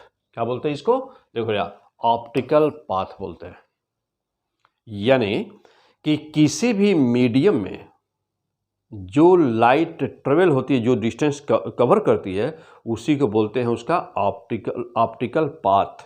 ओके माइंड, तो optical path is how much, यह हमेशा म्यू टी होता है, याद रहे बेटा। ऑप्टिकल पाथ हमेशा कितना होता है, म्यू क्या है, रिफ्रैक्टिव इंडेक्स, और टी क्या है, एयर में उस वस्तु की डिस्टेंस है, यानी कि जैसे इसका थिकनेस कितना है, टी। तो जब यह सीट यहाँ न रखे होते तो यह कितना लाइट को जाना पड़ता, तब इसे चलना पड़ता, टी चलना पड़ता ना। अब जब हम रख दिए तो अब कितना चलना पड़ेगा, टी में म्यू से गुणा हो जाएगा, म्यू टी। तो अब देखो हमेशा याद रहे, हमेशा है ना, जैसे मान लो बेटा अब यह डिस्टेंस है, कहीं पर कोई डिस्टेंस है यह x, तो जब हम सीट नहीं रखे हैं तो रेज जो लाइट बीम है उसको डिस्टेंस कितना चलना पड़ेगा x। लेकिन यदि मैं सीट ए के रख दूं यहाँ पर और कहूँ कि अब कितना चलना पड़ेगा उतना इसको पार करने में कितना चलना पड़ेगा, तो अब आंसर हो जाएगा, बोलेंगे आप अब चलना पड़ेगा म्यू टी। म्यू क्या है? Refractive index. तो ऑप्टिकल पाथ क्या होता है बेटा? तो ऑप्टिकल पाथ क्या हो गया? Mu T. पहला पॉइंट क्लियर। अब अगला पॉइंट क्या हुआ बेटा? देखो बेटा, तो जब यह ऑप्टिकल पाथ म्यू टी हो गया और अब जब सीट को रख दिए तो म्यू टी हो गया। अब पहले कितना था? पहले था टी। तो डिफरेंस कितने का हुआ? तो जो डिफरेंस हुआ उसी को कहते हैं पाथ डिफरेंस। तो देखो बेटा, अब पाथ डिफरेंस कितना होगा? डेल्टा एक्स को क्या बोलते हैं? Path difference. लिखते रहिए साथ में मेरे। तो डेल्टा एक्स के बराबर क्या होता है बेटा? Path difference. इसे नोट करिए, बहुत ही जबरदस्त तरीके से सब कुछ दिया गया। तो डेल्टा एक्स बराबर क्या होगा बेटा? पहले वाला जो म्यू टी है और दूसरा टी है, तो म्यू टी माइनस टी कर दीजिए। टी को कॉमन लिया तो ये होगा बेटा, देखो डेल्टा एक्स की वैल्यू नोट करिए। डेल्टा एक्स वैल्यू हो गई ना बेटा mu minus 1 into T. This is the path difference. हो गया बेटा? अब वहाँ पर नोट करिए, यहाँ पर वैल्यू वहाँ पर लिख भी दीजिए बेटा। ये क्या है? ये सब लीजिए बेटा, ये क्या है? यह है पाथ डिफरेंस। और ये पाथ डिफरेंस किसके कारण से प्रोड्यूस हुआ है? इस सीट के कारण से प्रोड्यूस हुआ पाथ डिफरेंस। ओके बेटा, delta x mu minus 1 into T. Okay, आगे बढ़ते हैं बेटा। जहाँ टी क्या है? थिकनेस। म्यू क्या है? Refractive index. चलिए और आगे बढ़ते हैं। अब यह देखना, डेल्टा एक्स बराबर जानते हैं बेटा कि डेल्टा एक्स बराबर होता है एन लेमडा। किसके लिए? ब्राइट फ्रिंज के लिए। पहले वाले लेक्चर में बेटा इंटरफेरेंस का जो पहला पार्ट में दिया हूँ उसमें सब कुछ प्रूफ है, बताया हूँ। देखो बेटा, माइंड हियर। तो ब्राइट फ्रिंज के लिए क्या होता है? डेल्टा एक्स बराबर एन लेमडा होता है। अब डेल्टा एक्स वैल्यू यहाँ निकाल दो बेटा, म्यू माइनस 1 डेल्टा टी की वैल्यू रख दो। बहुत आसान सब कुछ है। म्यू माइनस 1 इंटू टी बराबर एन लेमडा, तो टी का मान आ गया। देखो बेटा, टी की वैल्यू आ गई। अब इस पर आपको आएगा न्यूमेरिकल सॉल्व करने के लिए, तुरंत अभी न्यूमेरिकल इस पर करवाने जा रहा हूँ। तो अब देखो बेटा, यहाँ पर टी बराबर क्या ऐसे निकालो। अब याद रहे बिल्कुल, देखो बेटा याद रहे, पूरा फर्स्ट क्लास नोट्स बना लीजिए एकदम सिस्टमेटिक। अब टी बराबर कितना हो गया बेटा? देखो बहुत आसानी से, टी बराबर N lambda by mu minus 1। अब यदि यह फार्मूला आपको, देखो बेटा जानते हो ना, अब यदि यह फार्मूला आपका तैयार है तो एग्ज़ाम में न्यूमेरिकल गलत होने की चांसेस बिल्कुल ही नहीं है। अभी बताओ, यह इतना पूरा का पूरा वहाँ पर प्रूफ करके निकालोगे वैल्यू? नहीं ना। तो टी बराबर क्या रहे? याद रहे एन लेमडा ब्राइट के लिए टी बराबर थिकनेस बराबर N lambda upon mu minus 1। हो गया बेटा? अब कहोगे कि सर यन क्या है? सबसे इंपॉर्टेंट बात है बेटा, लिखना यहाँ पर। बच्चे यहीं पे गलत कर देते हैं, ये क्वेश्चन से सॉल्व नहीं हो पाता जल्दी। तो यन देखो बेटा, तो एन क्या है? तो जानते हो क्या है? सेंट्रल फ्रिंज यहाँ से गई है ना। देखो बेटा, सेंट्रल फ्रिंज यहाँ से शिफ्ट होके गई है ना। तो सपोज करो कि सेंट्रल फ्रिंज उस जगह पे गई है जहाँ पर, अच्छी तरह से नोट करो कॉपी में, यहीं पर बच्चे मिस करते बेटा, यही क्वेश्चन नहीं सॉल्व कर पाते हो। तो जहाँ पर सपोज करो फॉर एग्जांपल, जहाँ पर 5th ब्राइट फ्रिंज थी, अब 5 के स्थान पे हम कुछ भी कह दें, 5वीं बार ब्राइट थी, 8वीं थी, 10वीं थी, 20वीं थी, 50वीं थी, 100वीं, कुछ भी बोल दो बेटा।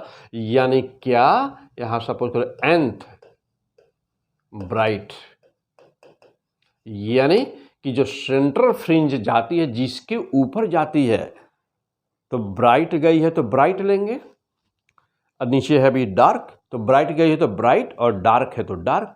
तो बेटा, तो ब्राइट, यदि ब्राइट फ्रिंज गई है वहाँ पर तो ब्राइट लेंगे, ध्यान देना बेटा। तो nth ब्राइट फ्रिंज गई है तो जो सेंट्रल फ्रिंज होती है वह शिफ्ट होती है ना। तो अब सपोज करो बेटा कि 5th ब्राइट फ्रिंज जा करके सेंट्रल फ्रिंज गई है उस स्थान पे, सेंट्रल फ्रिंज गई बेटा उस स्थान पे जहाँ पर हमारी क्या थी? 5th ब्राइट थी। तो इसका मतलब हुआ कि n बराबर हो गया 5, यानी n की वैल्यू क्या रखेगा बेटा? 5। ओके बेटा, तो n की वैल्यू क्या रखेंगे? 5। यदि मान लो ये कहता कि हमारी जो सेंट्रल फ्रिंज है वह गई है 10th ब्राइट पर, तो n बराबर क्या हो गया? 10। यही न्यूमेरिकल फंस जाता है। P100 फिजिक्स, मैं SD Pandey SDP sir. Clear बेटा? हाँ, ना फंसने पाए। तो न्यूमेरिकल पे जाने के पहले, न्यूमेरिकल को सॉल्व करने के पहले, सर पकड़ के फ्रस्ट्रेट होने के पहले क्या जरूरी है, न्यूमेरिकल सॉल्व कैसे होगा, उसका कंसेप्ट क्या है, पहले उसको सीखो बेटा। और ये कहाँ मिलेगा? केवल P100 फिजिक्स पर मिलेगा।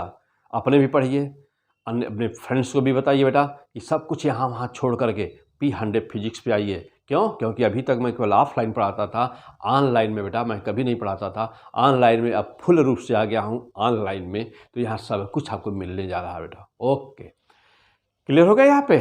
फैंटास्टिक। तो अब यह n क्या है, आप इसको ध्यान देंगे बेटा। फिर से बोलो n क्या है? तो सेंट्रल फ्रिंज जिस नंबर के ब्राइट पर जाती उसे n कहते हैं। 8वें पर गई है तो 8वां, 20वें पर गई तो 20वां, 30वें पर गई है तो 30वां ना बेटा। तो n का मान 30 हो जाएगा, n का मान 20 हो जाएगा, n का मान 5 हो जाएगा, जो भी कुछ होगा, what ever be the value. और जस्ट ऐसे ही देखो बेटा, तब ये ब्राइट वाली बात हो गई। अच्छा, अब आ जाओ आगे बढ़ते बेटा। अब यहीं पर थोड़ा सा देखना, अब बात है बेटा कि डार्क की, बेटा डार्क की। अब जो देखना बेटा डार्क की, अब यदि ये क्वेश्चन में कह दे कि सीट को रखने से क्या हुआ ना बेटा, यदि ये क्वेश्चन में कहे कि सीट के रखने से क्या हुआ है, क्वेश्चन मान लो ये कहता है कि सीट के रखने से क्या हुआ, कहता है कि सीट के रखने से जो सेंट्रल फ्रिंज है वो 5 नंबर की डार्क पर गई है। अब जरा ध्यान देना बेटा, यहाँ पर देखना 5 नंबर के डार्क पर गई है। तो अब देखिए डार्क के लिए क्या करेंगे, डार्क फ्रिंज। तो जानते हैं बेटा कि डार्क फ्रिंज में पीछे हमने बोला, अभी अभी बोला कि लेक्चर नंबर 100% पहले तैयार होना चाहिए, जबरदस्त ना, जबरदस्त तैयार होना चाहिए बेटा। देखो तो डेल्टा एक्स बराबर क्या होता है जानते हैं, बता चुका हूँ, प्रूफ कर चुका हूँ कि डेल्टा एक्स बराबर 2n-1 इंटू λ/2 होता है condition. This is the condition to be the minima. Minima के लिए कंडीशन बेटा डेल्टा एक्स बराबर 2n-1 into λ/2। And now what will happen, delta X बराबर μ-1 इंटू टी। जानते हो बेटा कि डेल्टा एक्स बराबर आपको मिला हुआ है, डेल्टा एक्स बराबर कितना, μ-1 इंटू टी मिला हुआ है। ओके, ध्यान देना बेटा। तो अब क्या देखना है पर, तो डेल्टा एक्स बराबर जब ये मिला हुआ है बेटा, अब ये दोनों, एक तो ये होता है और ये आपको मिला हुआ है, दोनों लाइन को बराबर कर दो बेटा। ओके, मेरे साथ ही लिखते रहिए, डायग्राम बनाते रहिए, फास्ट मेरे साथ नोट करते रहिए, ना ऐसा कहीं मिलेगा, ना मिला होगा ना मिलेगा बेटा। अच्छी तरह से विश्वास कर करके जम के पढ़ाई करिए। अब देखो बेटा, दोनों को बराबर कर दो। जब बराबर करेंगे तो देख रहा बेटा यहाँ पे μ-1 इंटू टी हो गया, दोनों बराबर कर देना है, और इक्वल टू 2n-1 λ/2 बेटा जो कंडीशन है ये ले लिया। अब यहाँ से सॉल्व करोगे, टी का मान निकालो बेटा, 2n-1 ऊपर हो गया अपान 2 μ-1। यस, अंडरलाइन करो, पहले नोट करो जल्दी से फास्ट। तो सीट रखने से क्या होता है, अब फिर वही बात आई कि n क्या है बेटा, n क्या है, तो सेंट्रल फ्रिंज लिख दो वहाँ पर बिल्कुल में कि सेंट्रल फ्रिंज जिस नंबर के डार्क फ्रिंज पे गई है। मैं कहूँ कि सीट रखने से सेंट्रल फ्रिंज 20वें नंबर के डार्क पर गई है, तो n बराबर क्या रखेंगे बेटा यहाँ पर 20। अब म्यू क्या है, रिफ्रैक्टिव इंडेक्स, किसका, जो सीट लिया गया है उसका। और हाँ बेटा देखो, अब यहाँ क्या लिखा हुआ है कि central fringe will shift toward rays in which sheet placed. Okay, जो मैं पहले ही डिस्कस कर चुका हूँ कि सेंट्रल फ्रिंज बेटा उधर शिफ्ट करती है जिसके रास्ते में, अरे दो वेव हमारी है S1P और S2P, तो जिसमें रखते हैं उस सीट को उधर सेंट्रल फ्रिंज शिफ्ट करती है, और वह अब शिफ्ट हो करके डार्क पर भी जा सकती है और ब्राइट के पर भी जा सकती है। यदि ब्राइट पर गई है तो ब्राइट का फार्मूला लगाएंगे बेटा ये वाला, और यदि डार्क पर गई है तो डार्क का फार्मूला, तो ये किसके लिए हो गया, ये हो गया डार्क का, ये किसका हुआ, ये हो गया ब्राइट का, ये हो गया ब्राइट का। Okay, fantastic. एक बार चेक कर लो बेटा सब कुछ अपना। तो न्यूमेरिकल का पहले बेटा ना, न्यूमेरिकल का पहले थ्योरेटिकल अप्रोच, थ्योरेटिकल कंसेप्ट पहले क्लियर कर लीजिए कि यह क्वेश्चन कैसे सॉल्व होता है, इसमें होता क्या है। न्यूमेरिकल यहीं से बनना, अब कुछ भी आए फंसेगा, है चांसेस थोड़ा भी फंसने का, एक भी मिलीमीटर बेटा 0.1% भी चांस नहीं है फंसने का, नो प्रॉब्लम। ओके, चलो आगे बढ़ा जाए। चलिए तो एक बार फिर से देखो बेटा, फिर से कहीं छूटे नहीं, एक बार चेक कर लो बेटा, वीडियो को आगे पीछे करके देख लेना बेटा, सब कुछ हो गया। चलिए आगे बढ़ते हैं। अगले पॉइंट पे चलते बेटा। नेक्स्ट, अब चलो बेटा देखो, अब बहुत ही इंपॉर्टेंट, अगला बहुत ही इंपॉर्टेंट टॉपिक, जहाँ से न्यूमेरिकल आते हैं। मैं सारे न्यूमेरिकल को बेटा पहले उनकी थ्योरी पहले मैं दे दूँ। सारे न्यूमेरिकल की थ्योरी मैं यहाँ पे दे रहा हूँ बेटा। जितने भी न्यूमेरिकल बनते हैं, जहाँ जो टफ न्यूमेरिकल होते हैं, पहले उसकी थ्योरी सीख लो, थ्योरी, और तब उसमें न्यूमेरिकल सॉल्व का मजा आएगा। अभी देखिए, अभी ये न्यूमेरिकल फंसेगा कहीं पर भी, पता ही नहीं चलेगा आपको न्यूमेरिकल सॉल्व कर रहे हैं। इतनी आसान फिजिक्स होती है, ताज्जुब करोगे बेटा। आओ देखो, चलो बेटा, अब कह रहा है कि इंटरफेरेंस, हेडिंग हम लोग बेटा न्यूमेरिकल की हेडिंग, सब न्यूमेरिकल आने वाले सवाल है यहाँ से। अब कह रहा है कि interference due to the reflected light. कह रहा है बेटा कि सपोज करिए कि यह कहीं पर एक लाइट वेव है जो रिफ्लेक्टेड, जो एक सरफेस पर पड़ रही है। एग्जाम्पल क्या क्या लिया गया है? Oil surface. तो मैं ऑलरेडी पिछले लेक्चर में डिस्कस किया था बेटा इसको, कि मैं आपको दूंगा। और यहाँ पर है क्या? Shop bubble. जानते हैं कि पानी का जो बुलबुला होता है तो देखने पर कलर्ड दिखाई देता है, और कहीं किसी ऑयल, जैसे पानी का कोई सतह है बेटा, और तेल गिरा दिया जाए, ऑयल गिरा दिया जाए, तो देखते हैं कि वह कलर्ड हो जाता है ना, कलर दिखाई देता है उसमें। वो कलर कहाँ से आया, कैसे हुआ? तो मैं पिछले लेक्चर में बता चुका था कि वो कलर कहाँ से आया, वह इंटरफेरेंस से आया। और अब उसका मैं बोला था बेटा कि प्रूफ करके बताऊंगा आपको कैसे होता है। Yes, command the point. Suppose कर बेटा कि ये ऊपर का सरफेस है ना, ऊपरी लेयर है, और ये नीचे का लेयर है ना बेटा। अब यह चाहे यहाँ पर दोनों केस ले सकते हैं हम लोग यहाँ पर। अब चाहे इसमें सोप बबल ले लो, आज चाहे तो बेटा ना वो ऑयल का सरफेस ले लो। तो अब देखो बेटा, मान लिया जाए कि ये ऑयल है, तो ओके, ये अंदर ये बेटा देखो, ये सब ऑयल है, ये सब ना, ये सब ऑयल है बेटा, ये ऑयल है, ठीक। अच्छा, या अब इसको क्या ले सकते हैं, चाहे तो इसी को हम लोग ले सकते हैं कि वो सोप बबल ले सकते हैं बेटा ना, सोप। इसको चाहे तो सोप बबल है, चाहे तो ऑयल वाले, दोनों इसी से समझ लेते हैं।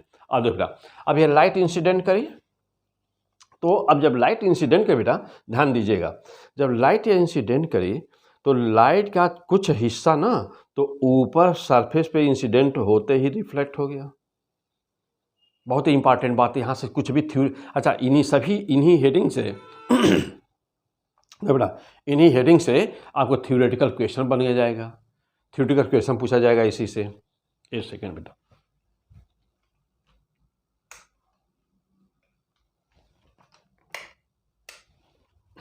हाँ बेटा, ओके, कमा बेटा, तो इसी से आपका थ्योरेटिकल क्वेश्चन बन जाएगा। अब ये लाइट इंसिडेंट करी ऊपर वाले सरफेस से बेटा, देखो रिफ्लेक्ट हुई लाइट, और लाइट का जो शेष पार्ट रहा, यानी कि जो ट्रांसमिट हुई, यानी कि आगे बढ़ी मीडियम में, यहाँ पर अब नीचे वाले सरफेस पर पड़ी, तो यहाँ से भी बेटा वो रिफ्लेक्ट हुई, तो यहाँ से भी रिफ्लेक्ट हुई और यहाँ से भी रिफ्लेक्ट हुई।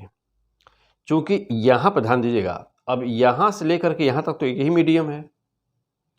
यदि हम लोग इसको सोप बबल माने तो यह मीडियम एयर हो गया, क्योंकि उसमें एयर भरा होता है बेटा ना सोप बबल के अंदर। और यदि इसको हम लोग माने ऑयल, तो देखो बेटा ऑयल ऊपर होगा ना, और ये वाटर का सरफेस होगा। बीच का मीडियम क्या है? एयर, तब भी वहाँ पर एयर होना है। देखो बेटा, अब हुआ क्या कि चूंकि यह इंसिडेंट रेज और रिफ्लेक्टेड रेज चूंकि एक ही मीडियम में है, तो जो ऊपर से रेज गई उसमें एक फेज डिफरेंस प्रोड्यूस हो गया। याद है बेटा कि जो रिफ्लेक्टेड रेज होती हैं उसमें पाई का फेज डिफरेंस हो जाता है। कब? जब कभी भी लाइट रेज किसी हार्ड सरफेस, रिजिड बाउंड्री या डेंसर मीडियम में से रिफ्लेक्ट होती है, तो उसमें पाई का फेज डिफरेंस प्रोड्यूस जाता है, डेल्टा फाई बराबर पाई हो जाता है। तो ऊपर का सरफेस में देखो, ऊपर के सरफेस में चूंकि एयर से आ रही थी और यह ऑयल के सरफेस से या सोप के सरफेस से वापस गई है, तो देखो बेटा यहाँ पर यानी मीडियम, यहाँ पर क्या था? एयर, और यहाँ पर क्या था? सोप। इसलिए यहाँ पर क्या प्रोड्यूस हो गया? यहाँ पर फेज डिफरेंस प्रोड्यूस हो गया, डेल्टा फाई।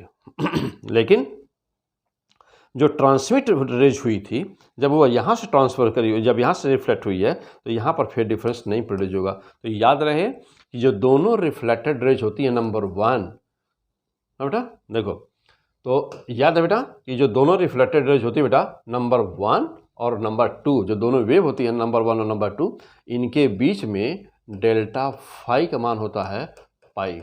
पाई का एज फेज डिफरेंस क्रिएट हो गया। और जानते बेटा कि यदि मैं कहूँ कि पाई का फेज डिफरेंस किट हो गया तो पाथ डिफरेंस कितना हुआ। तो जानते हो कि यदि फार्मूला लगा दिया जाए डेल्टा फाई बराबर क्या, 2π/λ इंटू डेल्टा एक्स, कह बेटा। और यहाँ पाई है ना, तो बेटा तो यह पाई है, तो पाई से पाई कैंसिल हो गया, यानी कि डेल्टा एक्स बराबर आ गया कितना, λ/2। यानी कि पाई के फेज डिफरेंस के कारण देखो बेटा इन दोनों दोनों रेज हैं, इन दोनों रेज में एक फेज डिफरेंस प्रोड्यूस हुआ पाई का, और पाथ डिफरेंस कितने का हुआ, λ/2 का। हो गया बेटा, ओके कम ऑन हियर। देखो बेटा अब बात रही कि डेल्टा एक्स बराबर, अब इसको प्रूफ किया जाए, यदि इसको बेटा देखो यदि प्रूफ किया जाए तो क्या होगा, तो प्रूफ किया जाए तो डेल्टा एक्स बराबर कितना, दोनों के बीच में पाथ डिफरेंस कितने का हुआ। तो यह तो ये देखो बेटा पाथ डिफरेंस तो हम यहाँ से निकालेंगे, यह यहीं से वापस चली गई, और यह आई इतना और ये इतना, तो यह इतना डिस्टेंस और यह इतना डिस्टेंस एडिशनल चली है, ये इतना एडिशनल चली है। और देखो बेटा ये तो बराबर है दोनों का, लेकिन यह एडिशनल चली है, तो जो एडिशनल है उसको जब निकालेंगे तो कितना आएगा प्रूफ होने पाएगा 2μt का सार। चूँकि पाई का एडिशनल है तो इस पाई के बदले में देखो बेटा λ/2 जो लिखा गया है वो आ जाएगा -λ/2, यानी ये है पाथ डिफरेंस। ओके बेटा, तो पहली बात ये कि अंडरलाइन पहले कॉपी में नोट करो ये लाइन। हाँ, कंडीशन को क्वालिफाई करना, क्या क्यों कैसे। कोई थ्योरेटिकल क्वेश्चन आ गया तो गलत ना होने पाए, न्यूमेरिकल आएगा यहाँ पे तो जब कॉन्सेप्ट क्लियर होगा फटाफट न्यूमेरिकल सॉल्व होगा। चलो बेटा देखो अब लिखिए वहाँ पर कि path difference, total path difference will be how much, that will be 2μt cos r और -λ/2। ये -λ/2 कहाँ से आया, पाई की वजह से।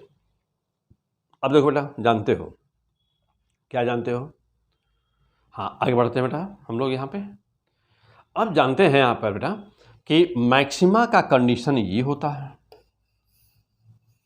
डेल्टा पाथ डिफरेंस बराबर n जब होता है तो उसको हम लोग कहते हैं मैक्सिमा। हाँ कॉपी में नोट करिएगा, बहुत ही जबरदस्त सबको बेटा, ये एकदम टॉप करा देगा, आपको हीरो बना देगा एग्जाम के दिन। तो मैक्सिमा डेल्टा एक्स बराबर क्या होता है बेटा, n, this is the condition of maxima. अब यदि तो अब हम मैक्सिमा के लिए सॉल्व करते हैं हम लोग, डेल्टा एक्स की वैल्यू ले लिया जाए 2μt cos r माइनस λ बराबर n। अब देखो बेटा 2μt cos r बराबर कितना हो गया, n, तो पहले से था λ/2 उधर चला गया, ये इतना। यस, आप कॉपी में समझते जाइए, नोट करते जाइए बेटा, हो गया। अब जब देखो इसे सॉल्व करिए बेटा, तो 2n+1 और λ कॉमन ले लिया, तो देखो बेटा 2n+1 और λ/2 को बाहर निकाले कॉमन ले लिया, हो गया। तो अब इस लाइन को अंडरलाइन करिए पहले बेटा। अब ये क्या बना, ये क्या बना बेटा, तो ये बन गया हम लोग का ना, क्या बना ये लाइन, देखो बेटा ये लाइन क्या बन गई, तो ये बन गया हम लोग का कंडीशन, क्या कंडीशन ना, कंडीशन किसका कंडीशन, मैक्सिमा का, यानी कि कौन सा बिंदु मैक्सिमम दिखाई देगा। तो ये मैक्सिमा का condition 2μt cos r = 2n+1 λ/2, ये जो है ना बेटा ये कंडीशन है मैक्सिमा का। जब कहेगा कि मिनिमम थिकनेस कितनी होनी चाहिए, यानी कि हमसे टी पूछ रहा है, और ये cos r क्या होगा, तो देख रहे बेटा r कहाँ पर देख रहे हैं ना, ये r है बेटा, ये देख रहे बेटा कि यहाँ पर क्या है, ये r है, ये वैल्यू ये r है। ये r का मान जनरली आप हमेशा क्या करेगा, 0 रखिएगा, क्योंकि यह 1 डिग्री से कम होता है, तो r की वैल्यू 0 होगी, हमेशा फिक्स कर दीजिए कि आप क्या करेगा, r का यदि r का मान कुछ न दिया रहे तो r बराबर 0 लीजिएगा, हमेशा r बराबर 0 लीजिएगा। तो अब आपका इक्वेशन क्या बन गया, 2μt बराबर 2n+1 λ/2 बन गया। और t का मान मिनिमम पूछता है बार बार, तो जब t मिनिमम पूछे तो n की वैल्यू क्या करिएगा ना बेटा, n बराबर 1 ले लीजिएगा, n बराबर 1 ले, मिनिमम के लिए n बराबर 1 ले लीजिए बेटा, ओके। और यदि नहीं तो कोई यदि वैल्यू दिया गया हो कि दूसरा तीसरा चौथा ऑर्डर दिया गया तो जो दिया गया वो वैल्यू रख दीजिएगा।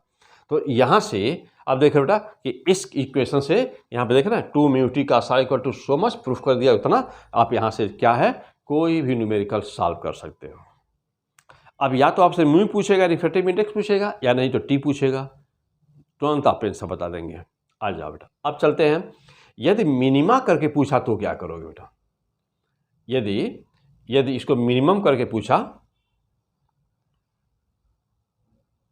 हाँ बेटा देखो, यदि इसको मिनिमम करके पूछा तब क्या करोगे? तो फॉर मिनिमा, ध्यान देना बेटा, फॉर मिनिमा, मिनिमा के लिए आप क्या करेंगे बेटा? फॉर मिनिमा, तो मिनिमा के लिए जानते बेटा कि डेल्टा एक्स बराबर क्या होता है? 2n-1 इंटू लेमडा बाई 2 होता है।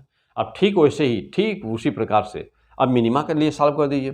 तो 2 mu T cos R minus lambda by 2 बराबर कंडीशन लगा दीजिए। अब इसको सॉल्व कर दीजिए बेटा, सॉल्व करिए। कर दिया? लेमडा बाई 2 को उधर ले जाइए और ये ब्रैकेट खोल दीजिए। तो 2 mu T cos R equal to क्या बनेगा? यहाँ से बेटा ये उधर चला गया है, तो यहाँ से देखो ये ब्रैकेट हटाएंगे तो ये 2 से 2 कट जाएगा, n लेमडा हो गया, और फिर क्या जाएगा? ये माइनस लेमडा बाई 2 हो गया, और जो इधर से आया है लेमडा बाई 2 हो गया, दोनों कैंसिल हो गए बेटा, और मिला क्या आपको?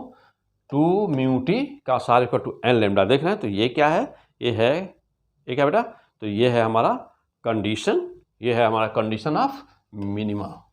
ये मिनिमा का कंडीशन। तो दोनों कंडीशन को थोड़ा सा आप फिर से एक बार नोट कर ले बेटा, बहुत अच्छी तरह से। दोनों कंडीशन के बाद फिर से नोट कर ले ठीक से। मिनिमा का कंडीशन नोट करिए, कर लिया बेटा, और मैक्सिमा के कंडीशन को नोट कर लीजिए। दोनों कंडीशन को नोट कर लीजिए, मिनिमा और मैक्सिमा दोनों अच्छी तरह से नोट कर लीजिए। और इंटरफेरेंस क्यों होता है? अच्छा, अब एक चीज़ और भी रहा, यदि यह लाइट, ध्यान देना बेटा, यदि यह दोनों, यदि यह लाइट ना, मैं कहूँ कि ट्रांसमिटेड लाइट में फेज डिफरेंस होता कि नहीं? दो, सपोज करें कि दो लाइट आ रहे हैं ट्रांसमिटेड, तो याद है बेटा कि ट्रांसमिटेड में डेल्टा फाई का मान ना 0 होता है। यानी दोनों लाइट जो यानी कि याद रहे हमेशा कि रिफ्लेक्टेड लाइट में फेज डिफरेंस पाई होता है, और ट्रांसमिटेड में यानी कि रिफ्रैक्टेड रेज में फेज डिफरेंस प्रोड्यूस नहीं होता। क्यों? क्योंकि दोनों वेव जो होती हैं और सेम मीडिया से बाहर निकल रही होती हैं। हो गया बेटा? चलो अब हम आगे बढ़ते हैं, अगले पॉइंट पे चलते हैं। मोस्ट इंपॉर्टेंट सारी बातें बेटा। नेक्स्ट चलिए, चलो आइए देखा जाए इसमें क्या है। चलो अब यहां से हम लोग का शुरू होता है बेटा न्यूमेरिकल। देखिए मोस्ट इंपॉर्टेंट, अब यहां से शुरू होता है बेटा हम लोग का न्यूमेरिकल। चलिए देखा जाए तो नीट IIT न्यूमेरिकल बेटा मोस्ट इंपॉर्टेंट न्यूमेरिकल। तो सबसे पहला न्यूमेरिकल ही आपको बहुत ही ज़बरदस्त, बहुत ही इंपॉर्टेंट। कई बार आपके एग्जाम में यह क्वेश्चन आ चुका बेटा, IIT में भी यह क्वेश्चन आ चुका है। देखो बेटा IIT में भी क्वेश्चन आ चुका है और नीट में भी यह क्वेश्चन आ चुका है। तो यहाँ पर कैसे सॉल्व करेंगे, क्या कहा रहा है क्वेश्चन में, अच्छी तरह से इस कंसेप्ट ध्यान देना बेटा। अच्छा देखो बेटा, अब ये तो क्वेश्चन खुद ही ये पूछा गया है और इस पर बेस्ड कई क्वेश्चंस आते हैं। अब वह क्वेश्चन यदि ये फार्मूला ये पता ना हो, ये कंसेप्ट ना मालूम हो ना, तो जो इस पर क्वेश्चन आता है बहुत लेंदी हो जाएगा प्रोसेस। लेकिन यह पता हो और लास्ट में इसका रिजल्ट याद हो जाए ना, तो न्यूमेरिकल बस जादू की तरह से सॉल्व हो जाता है। देखते ही कैसे, मैं भी एग्जाम्पल लेता हूँ तो बताऊँगा, लेकिन पहले इस कंसेप्ट पर चला जाए। कह रहा है बेटा कि इन YDSC एक्सपेरिमेंट या डबल स्लिट एक्सपेरिमेंट में कह रहा है कि दोनों स्लिट के बीच की दूरी d है, और स्लिट और स्क्रीन के बीच की दूरी कैपिटल D है। कह रहा है कि first dark fringe obtained in front of the one slit. बेटा कह रहा है क्वेश्चन में कि जो फर्स्ट डार्क, ध्यान दीजिएगा शब्दों पर बेटा, यहाँ क्वेश्चन पे नोट करो बेटा, क्वेश्चन नोट करिए। कह रहा है बेटा फर्स्ट डार्क, शॉर्ट में नोट करिए, बिल्कुल शॉर्ट में नोट करिए बेटा, वीडियो तो है ही लेकिन यह सोल्यूशन थोड़ा सा अच्छी तरह से नोट करिए, मेन बातें। तो देखा तो यहाँ first dark fringe obtained in front of one slit, बहुत ही इंपॉर्टेंट क्वेश्चन बेटा। कह रहा है कि जो फर्स्ट डार्क या पी पॉइंट पर क्या मिला बेटा, ध्यान देना है। पर पी पॉइंट पर क्या बोला है क्वेश्चन में, क्या बोल रहा है? कह रहा है कि यहाँ पर फर्स्ट डार्क, कह रहा है कि फर्स्ट डार्क यहाँ पर मिल रहा है एक स्लिट के सामने मिल रहा फर्स्ट डार्क। अब यह लिखो बेटा, वहाँ पर लिखो, रेड पेन से लिखो जल्दी कॉपी में कि मोस्ट मोस्ट मोस्ट इम्पॉर्टेंट आने ही वाला है। तो यह एपिसोड में बनाया हूँ, बड़ी मेहनत किया हूँ आपके लिए कि इस बार क्या आने वाला है, वही सोच करके मैं पहले उसी ऑर्डर में दे रहा हूँ, ज़बरदस्त ना बेटा। ओके चलो, तो यहाँ पर है फर्स्ट डार्क, किसके सामने? ठीक इसी के सामने है। और स्लिट के बीच की डिस्टेंस कितनी है डी, और ये स्क्रीन की डिस्टेंस कितनी बेटा कैपिटल डी है। आगे बढ़ा जाए। अब चलो देखो, अब आपसे क्या पूछ रहा है, कह रहा है कि then what is the wavelength, कह रहा है बेटा वेवलेंथ का मान बताओ। अब वेवलेंथ यानी कि जो लाइट यूज की गई उसका वेवलेंथ का मान बताओ। अब वेवलेंथ का मान कैसे कैसे बेटा, तो वेवलेंथ ऑप्शन दिया हुआ कि लेमडा बराबर क्या, लेमडा बराबर डी स्क्वायर अपान 2d दिया हुआ, या लेमडा बराबर दिया है ना डी स्क्वायर अपान 2d दिया हुआ, मीन्स ऐसे ऐसे करके ऑप्शन दिए हुए ना बेटा। और ऑप्शन दिया हुआ है कि लेमडा बराबर क्या डी स्क्वायर अपान डी दिया है, फिर लेमडा बराबर दिया है डी स्क्वायर अपान डी। तो जानते हैं कि सब बिल्कुल एकदम जो सिमिलर ऑप्शन होते हैं चारों ना, तो ऐसे दिया हुआ बेटा। तो अब इनमें से which one is the correct, अब आपको ये सॉल्व करना बेटा कि इसमें से कौन सा सही होगा, ये है आपका क्वेश्चन बेटा। ओके, तो फिलहाल चलिए आइए देखा जाए क्या है। ऑप्शन के चक्कर में नहीं पड़ते हैं, पहले अपने कंसेप्ट पर चलते बेटा, और पहले अपने सोल्यूशन पर चलना है। ऑप्शन पे पहले नहीं फोकस करना है, आए ऑप्शन जो दिया रहेगा पहले वो तो आएगा ही सॉल्व करने पर। आगे बढ़ा जाए बेटा, चलो आ जाओ, देखो वेरी फैंटास्टिक। अब देखा जाए कि यह जो एक नंबर की वेव है बेटा, यह सॉरी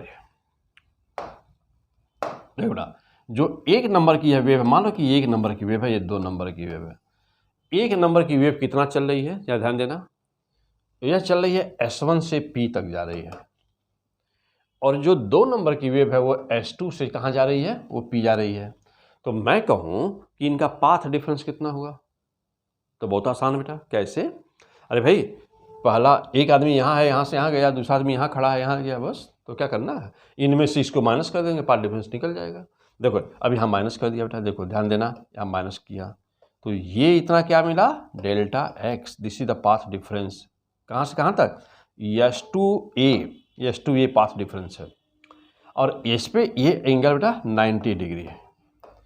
आपने क्या किया, एक परपेंडिकुलर ड्रॉप कर दिया, यानी कि यह और यह बराबर है, और यह इतना, ये इतना एक्सेस है, तो यह जो एक्सेस वाला पोर्शन है डेल्टा एक्स, वही पाथ डिफरेंस हुआ।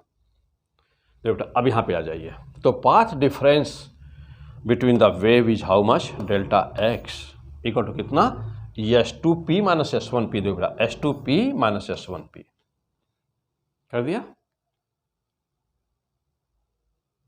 हाँ मेरे साथ एकदम नोट करते जाइए, पूरा फर्स्ट क्लास, बहुत ही इंपॉर्टेंट क्वेश्चन आप देख रहे हैं बाबू, हाँ बहुत ज़बरदस्त हो गया। आगे बढ़ा जाए, हाँ बनाते जाइए, बना लीजिए पूरा आराम से बेटा, कहीं कोई कंफ्यूजन ना हो। अब क्या देखना बेटा, यहाँ से जो परपेंडिकुलर आपने डाला है बेटा ये, तो यह जितना एंगल बना रहा है ये है थीटा, और ये जो सेंटर से यदि पॉइंट को मिलाया जाए बेटा, तो बाई ज्योमेट्री यह एंगल भी उतना ही होगा जितना ये है थीटा ना बेटा, जितना एंगल ये होगा उतना ही यह भी होगा बाई ज्योमेट्री। हो गया, चलो बेटा अब क्या देखना, जानते हो कि बेटा ये है एक्स, लेते हो इसी को, आ जाओ अब क्या देखना बेटा, अब डेल्टा एक्स बराबर S2, डेल्टा एक्स मान कितना होगा, देखो बेटा यहाँ पे डेल्टा एक्स है ना, S2A, देखो बेटा S2A लिखो बेटा, S2A, S2P minus S1P, S2P minus S1P कर दिया, निकाल दिया। चलो बेटा अब जैसा पाइथागोरस प्रमेय लगा दो, S2P का यदि होल स्क्वायर किया जाए, देखो बेटा यदि इसका होल स्क्वायर किया जाए, देखो बेटा ये तो 90 डिग्री है ना, जानते ही देख ही रहे हो, ये वाला ये स्ट्रेट है पूरा ना बेटा, तो ये देखो बेटा यह स्ट्रेट है, ये ध्यान देना, ये वाला ना, ये वाला स्ट्रेट है पूरा, तो ये इस त्रिभुज को ले लिया जाए, यानी कि ट्राइंगल कौन, S1P/S2, यानी क्या लेना बेटा, ट्राइंगल S1P/S2 में, देख रहे हैं, ध्यान दीजिए वहाँ पे, हो बेटा। तो ये एंगल बार यहाँ नहीं 90 बेटा, ये परपेंडिकुलर इस पर डाले हो ना, तो ये 90 बनाइएगा। हाँ बेटा चलो देखो आ जाओ, अब S2P का होल स्क्वायर बराबर कितना हो गया, तो देखो बेटा ये पूरे का होल स्क्वायर, ये हाइपोटेनस है, तो इसका स्क्वायर बराबर इसका स्क्वायर प्लस इसका स्क्वायर, देखो बेटा S1P का होल स्क्वायर प्लस S1S2 का होल स्क्वायर, S1S2 का होल स्क्वायर, लिख सकते हैं आराम से, चलो लिख दीजिए, आगे बढ़िए, आगे बढ़ा जाए। एस टू पी का होल स्क्वायर बराबर, देखो बेटा अब S1 पी किस बराबर है देखना बेटा, S1 पी यानी कि तो डी है ना, स्लिट से स्क्रीन की दूरी है बेटा, तो डी है, तो डी स्क्वायर हो गया, प्लस S1 S2 यानी डी स्क्वायर हो गया। अच्छा, यदि यहाँ पे S2P देखा जाए बेटा तो ये चूंकि स्क्वायर है तो उधर जाएगा तो रूट हो गया, तो देखो बेटा ये रूट में लिख दिया इसी बात को। आगे बढ़िए, चलो बेटा अब डेल्टा एक्स की वैल्यू बराबर कितना हुई, डेल्टा एक्स बराबर, देखो बेटा अब इसमें से क्या किया ना, रूट के अंदर से डी स्क्वायर हमने कॉमन ले लिया है, रूट के अंदर से डी स्क्वायर हमने कॉमन ले लिया है। ओके बेटा, तो चलो जरा देखना बेटा, तो डी स्क्वायर जब कॉमन लिया तो D square plus D square root हो गया, और माइनस तो अभी नहीं कॉमन लिया गया बेटा, और हमने अभी क्या लिखा बेटा, देखो यहाँ पर अभी हमने क्या किया, पाथ डिफरेंस लिखा, देखो पाथ डिफरेंस निकाल रहा हूँ, तो S2 में से S1P की वैल्यू बेटा ये किसका मान है, ये मान है S1P का, तो S1P को यहाँ माइनस कर दिया हूँ, पहले कर दिया, ठीक। अब आ जाओ देखो बेटा, अब जरा देखना डेल्टा एक्स बराबर कितना हुआ, अब यहाँ से हमने क्या किया बेटा कि रूट के अंदर से डी स्क्वायर को कॉमन ले लिया, कॉमन ले लीजिए, इसमें से डी स्क्वायर माइनस कर बाहर निकालिए, तो रूट के अंदर से जब डी स्क्वायर बाहर निकालो बेटा बाहर डी आ जाएगा, तो बाहर डी आ गया, और यहाँ पर चूंकि यहाँ पर तो बेटा डी स्क्वायर में से अपन डी स्क्वायर किए हैं तो 1 हो गया, तो 1 पहले लिख दिया गया है, तो 1 लिख दिया यहाँ, और इसमें जब डिवीजन करेंगे तो D square by D square हो गया, और माइनस डी कौन सा मान है, S1P का मान हुआ। अब देखो बेटा चलो अब जब देखना क्या मिल रहा है, डेल्टा एक्स वैल्यू बराबर कितना आई, अब यही है हमारे सामने, यही है एक्स का मान, डेल्टा एक्स का मान, यही पार्ट डिफरेंस है।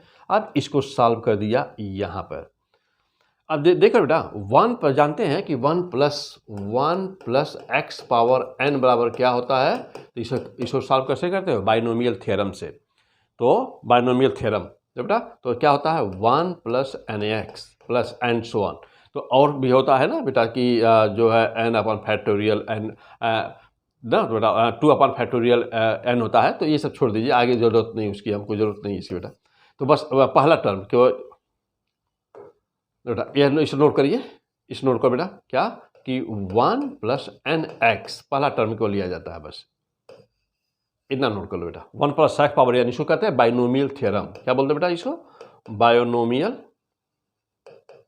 थ्योरम। ओके चलो अब यहाँ पे बाइनोमियल थ्योरम लगा दो,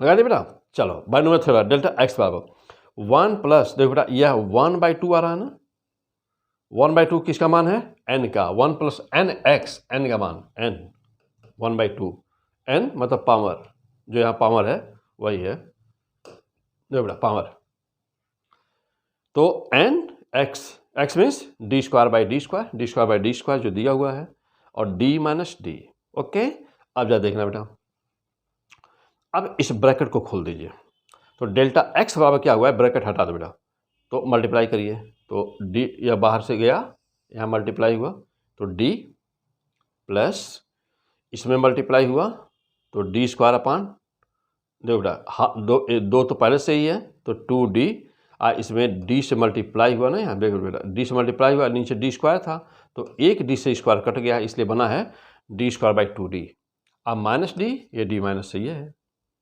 तो फाइनल क्या पाए आप, डेल्टा x बराबर D square upon 2d, this is the most important line, बहुत ही इंपॉर्टेंट लाइन है बेटा, क्लियर हो बेटा। ओके देखो, तो डेल्टा एक्स यानी पाथ डिफरेंस जो आया ना बेटा, ध्यान दीजिएगा, जो पाथ डिफरेंस अभी डेल्टा एक्स समान है, पाथ डिफरेंस अभी निकला है, तो पाथ डिफरेंस डेल्टा एक्स बराबर हो गया डी स्क्वायर अपान 2d हो गया। चलो बेटा अब जा देखना, जानते हो कि अब यहाँ पर कहा है क्या, अब बोला है अब अपने क्वेश्चन पे आइए, तो यह तो इतना सॉल्व करना था, अब यह यहाँ से बहुत सारे क्वेश्चंस आएंगे आपको, तो यदि सीधे यह वैल्यू याद है बेटा डेल्टा की, अब क्या याद करना है यहाँ पर, याद ये करना बेटा यहाँ पर कि जब कभी भी स्लिट के सामने यदि फ्रिंज बन रही हो, यानी कि फ्रिंज एक स्लिट के सामने बन रही हो, तो उस समय पाथ डिफरेंस कितना होता है दोनों रेस के बीच का? तो delta x equal to D square upon 2d। ये बस ये वाली बात याद रहे बेटा, ये वाली बात याद रहे बेटा, ये वाली बात, delta x equal to D square upon 2d। रुको बेटा, तो फैन खोल दें।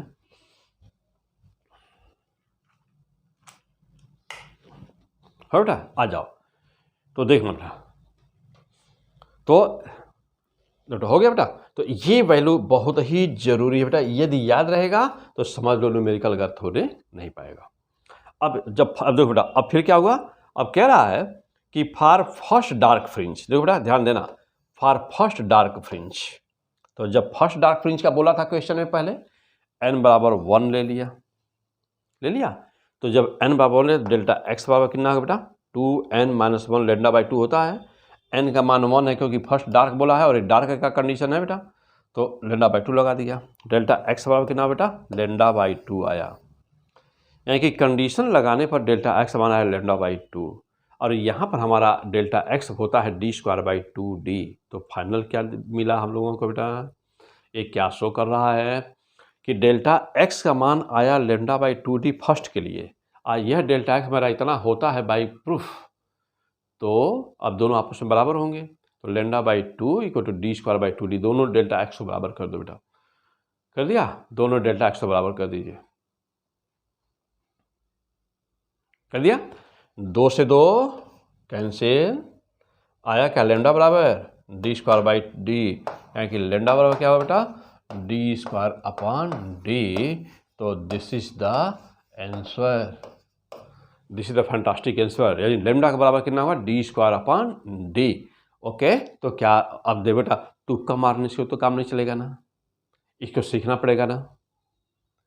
अभी बताइए, तो अब जैसे एग्जाम में क्या इतना समय रहेगा, एग्जाम में जो हम प्रूफ किए हैं बेटा यहाँ पर, ये पूरा प्रूफ करने के लिए क्या आपके पास उस समय इतना समय रहेगा कि आप ऐसे प्रूफ कर लेंगे सब कुछ? और ट्रिक तब मारेंगे जब इतना प्रूफ कर लेंगे तब। बोलो बेटा, बोल दो जल्दी से बस। हाँ, ये है क्वेश्चन आपका बेटा, ये था क्वेश्चन। तो क्या इतना प्रूफ करने के बाद मारेंगे? नहीं, इसे कहते हैं तैयारी कर रहे हैं।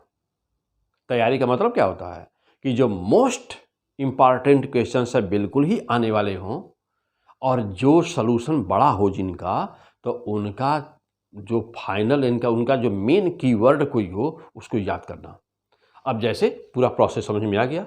अब आप जानते हैं कि स्लिट के सामने जब भी फ्रिंज बनेगी तो पाथ डिफरेंस जो क्रिएट होगा बेटा, देखो यहाँ पे पाथ डिफरेंस जो क्रिएट होगा वह डेल्टा x की वैल्यू कितनी होगी, इतनी डेल्टा x और डी स्क्वायर अपॉन 2d होगी।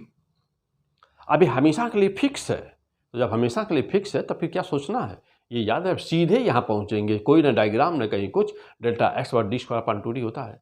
यदि अब पूछा मिनिमा, तो मिनिमा लगा दिया, जैसे इस क्वेश्चन में मिनिमा पूछा था तो बेटा यहाँ मिनिमा का कंडीशन लगा दिया।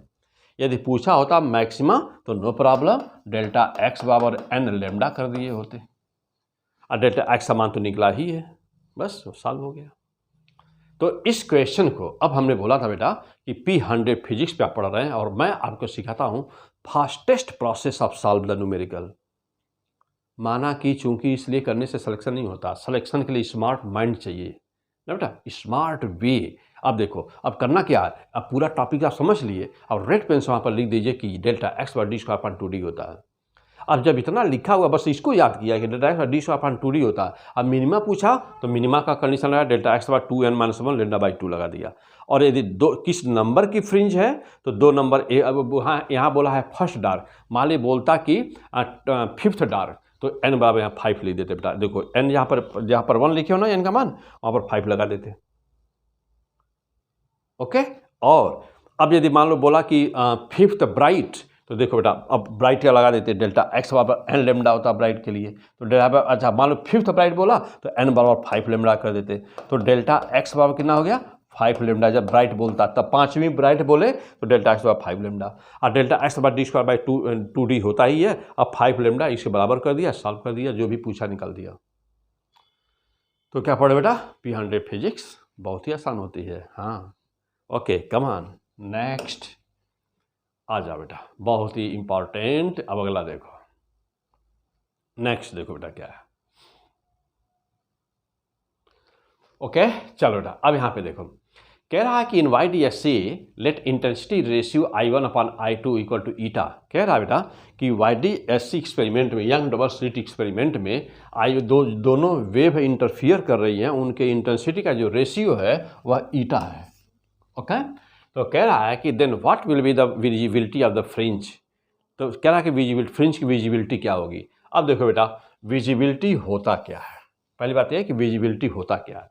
देखो बेटा, कहीं पर भी ना जो विजिबिलिटी होती है वह आई max minus I minima upon I max plus I minima के बराबर होती है। लिखो जल्दी, विजिबिलिटी यानी कि कितनी परसेंट फ्रिंज विजिबल होगी, दिखाई पड़ेगी, उसे बोलते हैं विजिबिलिटी। निकालते कैसे हैं, आई मैक्स माइनस आई मिनिमा, यानी कि आई मैक्स माइनस आई मिनिमा क्या शो कर रहा है, कंट्रास्ट शो कर रहा है कि मैक्सिमम इंटेंसिटी वहाँ कितनी है और मिनिमम कितनी है।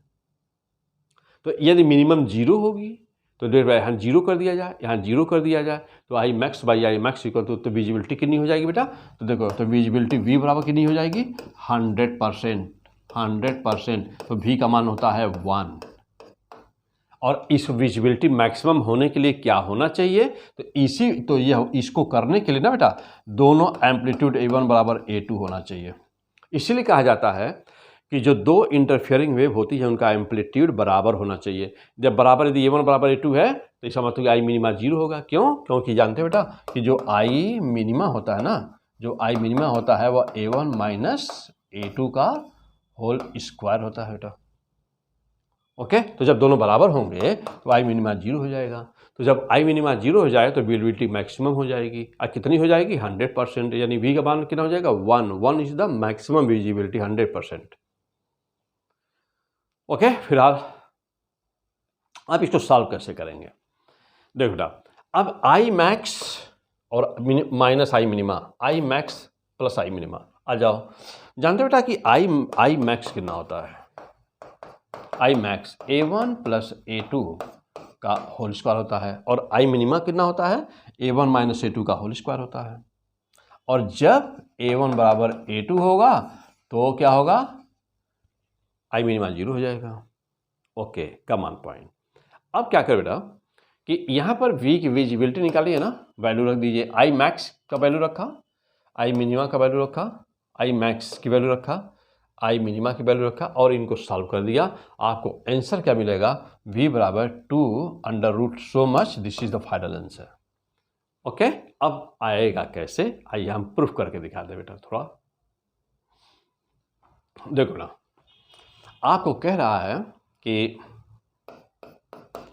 I1/I2 का मान दिया है ईटा, दिया है ना, और जानते हो बेटा कि लिख सकते हो A1 स्क्वायर अपान, लिख सकते हैं ना, A1 square upon A2 square equal to क्या लिख सकते हो बेटा, ईटा, या A1 upon A2 equal to कितना हो गया, रूट ईटा लिख सकते हो बेटा, या A1 बराबर कितना हो गया, root eta into A2। Okay, देखो बेटा लिख सकते हैं आराम से। क्यों, क्योंकि क्वेश्चन में ध्यान देना बेटा, क्योंकि क्वेश्चन में कह रहा है कि इंटेंसिटी का रेशियो ना ईटा है, I1/I2। देखो बेटा, तो I1/I2 यहाँ पे लीजिए, I1/I2 बराबर ईटा लिया आपने, ले लिया। तो आज जानते हो कि I1 बराबर कितना होगा, A1 स्क्वायर, I2 बराबर कितना होगा, A2 स्क्वायर इक्वल टू ईटा है। तो A1/A2 बराबर रूट हो गया, इतना आया। A1 बराबर कितना लिख सकते हो बेटा, सो मच। अब आइए आगे बढ़ते बेटा, चलो ओके कमान, देखो बेटा अब आगे बढ़ते हैं। अब बात रही कि V बराबर कितना हुआ, सीधे वैल्यू रखा जाए तो आई मैक्स, ऊपर देखो फार्मूला बेटा, यहाँ पे visibility I max minus I minima. तो चलिए अब आई मैक्स की वैल्यू रखते हैं बेटा, आई मैक्स बराबर A1 प्लस A2। तो A2 A1, रुक जाओ बेटा,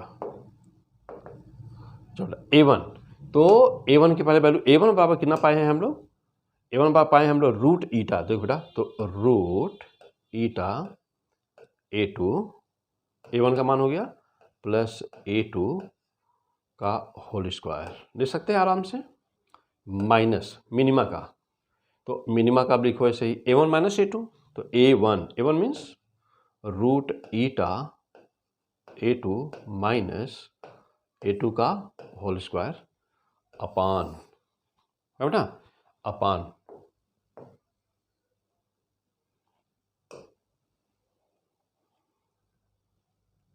हाँ बेटा, चलो बेटा अपान, तो ये v की वैल्यू उन्होंने निकाल रहे हैं। अब ऐसे ही a1 प्लस a2 का होल स्क्वायर, तो a1 की वैल्यू फिर लिखो बेटा यहाँ पे रूट ईटा a2 प्लस a2 का होल स्क्वायर प्लस फिर क्या रूट ईटा a2 प्लस a2 ना का होल स्क्वायर ऑफ दिस। अब इसको सॉल्व कर दो बेटा, तो v बराबर दो बेटा, अब यहाँ पर भी a2 है, यहाँ पर भी a2 को बाहर निकाल लीजिए, यहाँ पर भी a2, यहाँ पर इसमें से भी a2 को बाहर निकाल लीजिए। जब a2 को बाहर निकाल दिया और नीचे से भी बाहर निकला तो a2 हर जगह से कैंसिल हो गया, a2 हर जगह से कैंसिल हो जाएगा। चलिए और आगे बढ़ते हैं, चलो बेटा और आगे बढ़ते हैं। ओके चलिए अब v की वैल्यू देखते हैं बेटा और आगे बढ़ते हैं हम लोग।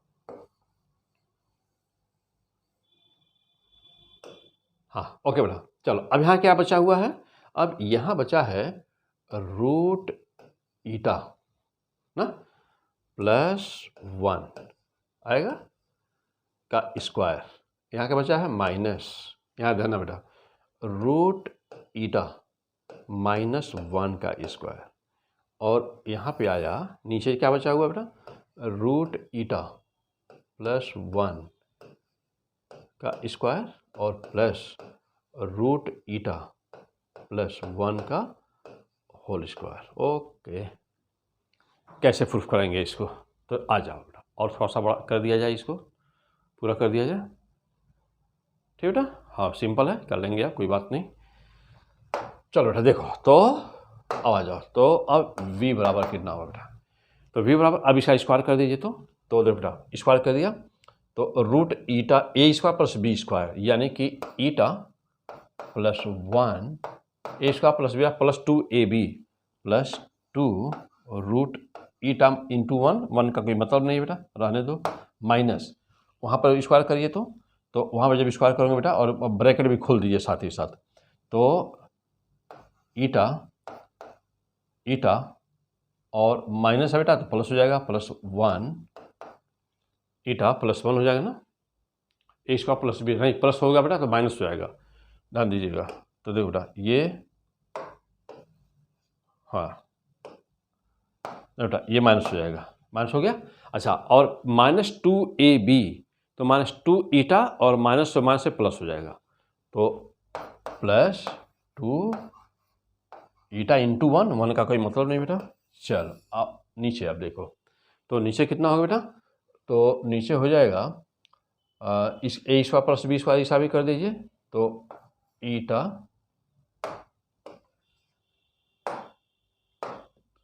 चलो बेटा तो अब आ जाएगा ईटा प्लस 1 प्लस 2 रूट ईटा, ओके प्लस इतना ही, फिर वहाँ पे ही हो जाएगा नहीं क्या बेटा माइनस है ना, माइनस वाले का स्क्वायर है ना वह, तो देखो बेटा ये माइनस वाले का स्क्वायर होता है ना बेटा, ये माइनस है,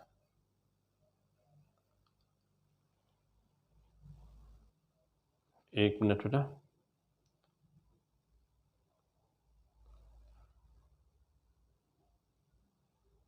हाँ बेटा देखो यहाँ पे माइनस है, a1 माइनस a2 का होल स्क्वायर बेटा ना, तो a1 माइनस a2 देखो बेटा यहाँ पे माइनस कर दीजिएगा इसको, ये माइनस है बेटा, माइनस का स्क्वायर है, हाँ ठीक है आ जाओ बेटा। चलिए और छोटा कर दीजिए इसको और सॉल्व कर दीजिए बेटा इसको, तो हाँ बेटा चलो देखो नीचे का इसका स्क्वायर कर दिया, तो ईटा प्लस 1 प्लस 2 ईटा इंटू 1 प्लस अब ये जो बचा हुआ है, तो जब बचा है अब इसको कर दिए तो ए स्क्वायर इसका स्क्वायर करेंगे बेटा, तो ईटा हो गया और फिर क्या हो गया प्लस 1 हो गया और माइनस हो गया, माइनस क्या 2 इंटू ईटा हो गया। Okay and now solve this, solve करो बेटा, यहाँ से आंसर आ जाना चाहिए, तो v बराबर कितना होता है बेटा, चलो तो ईटा सीटा कैंसिल कर दो फटाफट, -1 से -1 कैंसिल कर दो बेटा, कैंसिल हो गया।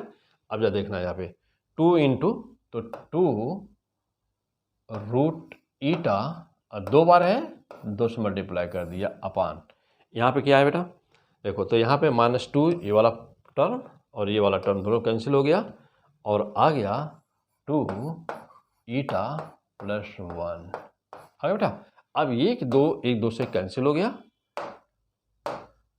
बेटा।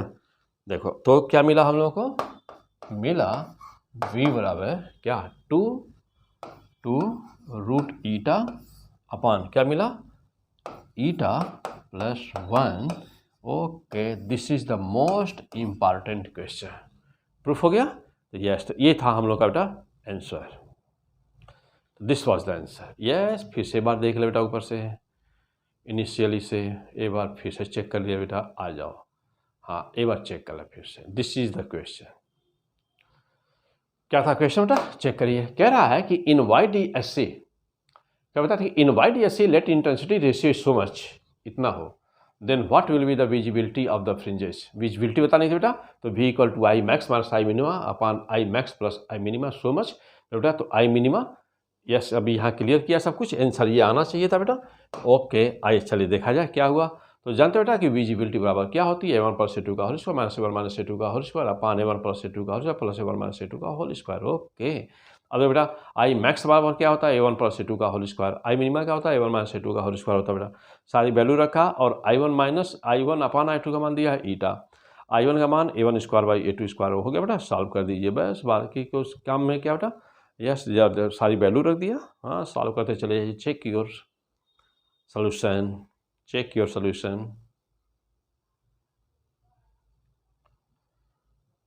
हो बेटा, हाँ चेक करिए। फाइनल प्रूफ, तो this is the final fantastic answer, तो this is the final fantastic answer बेटा।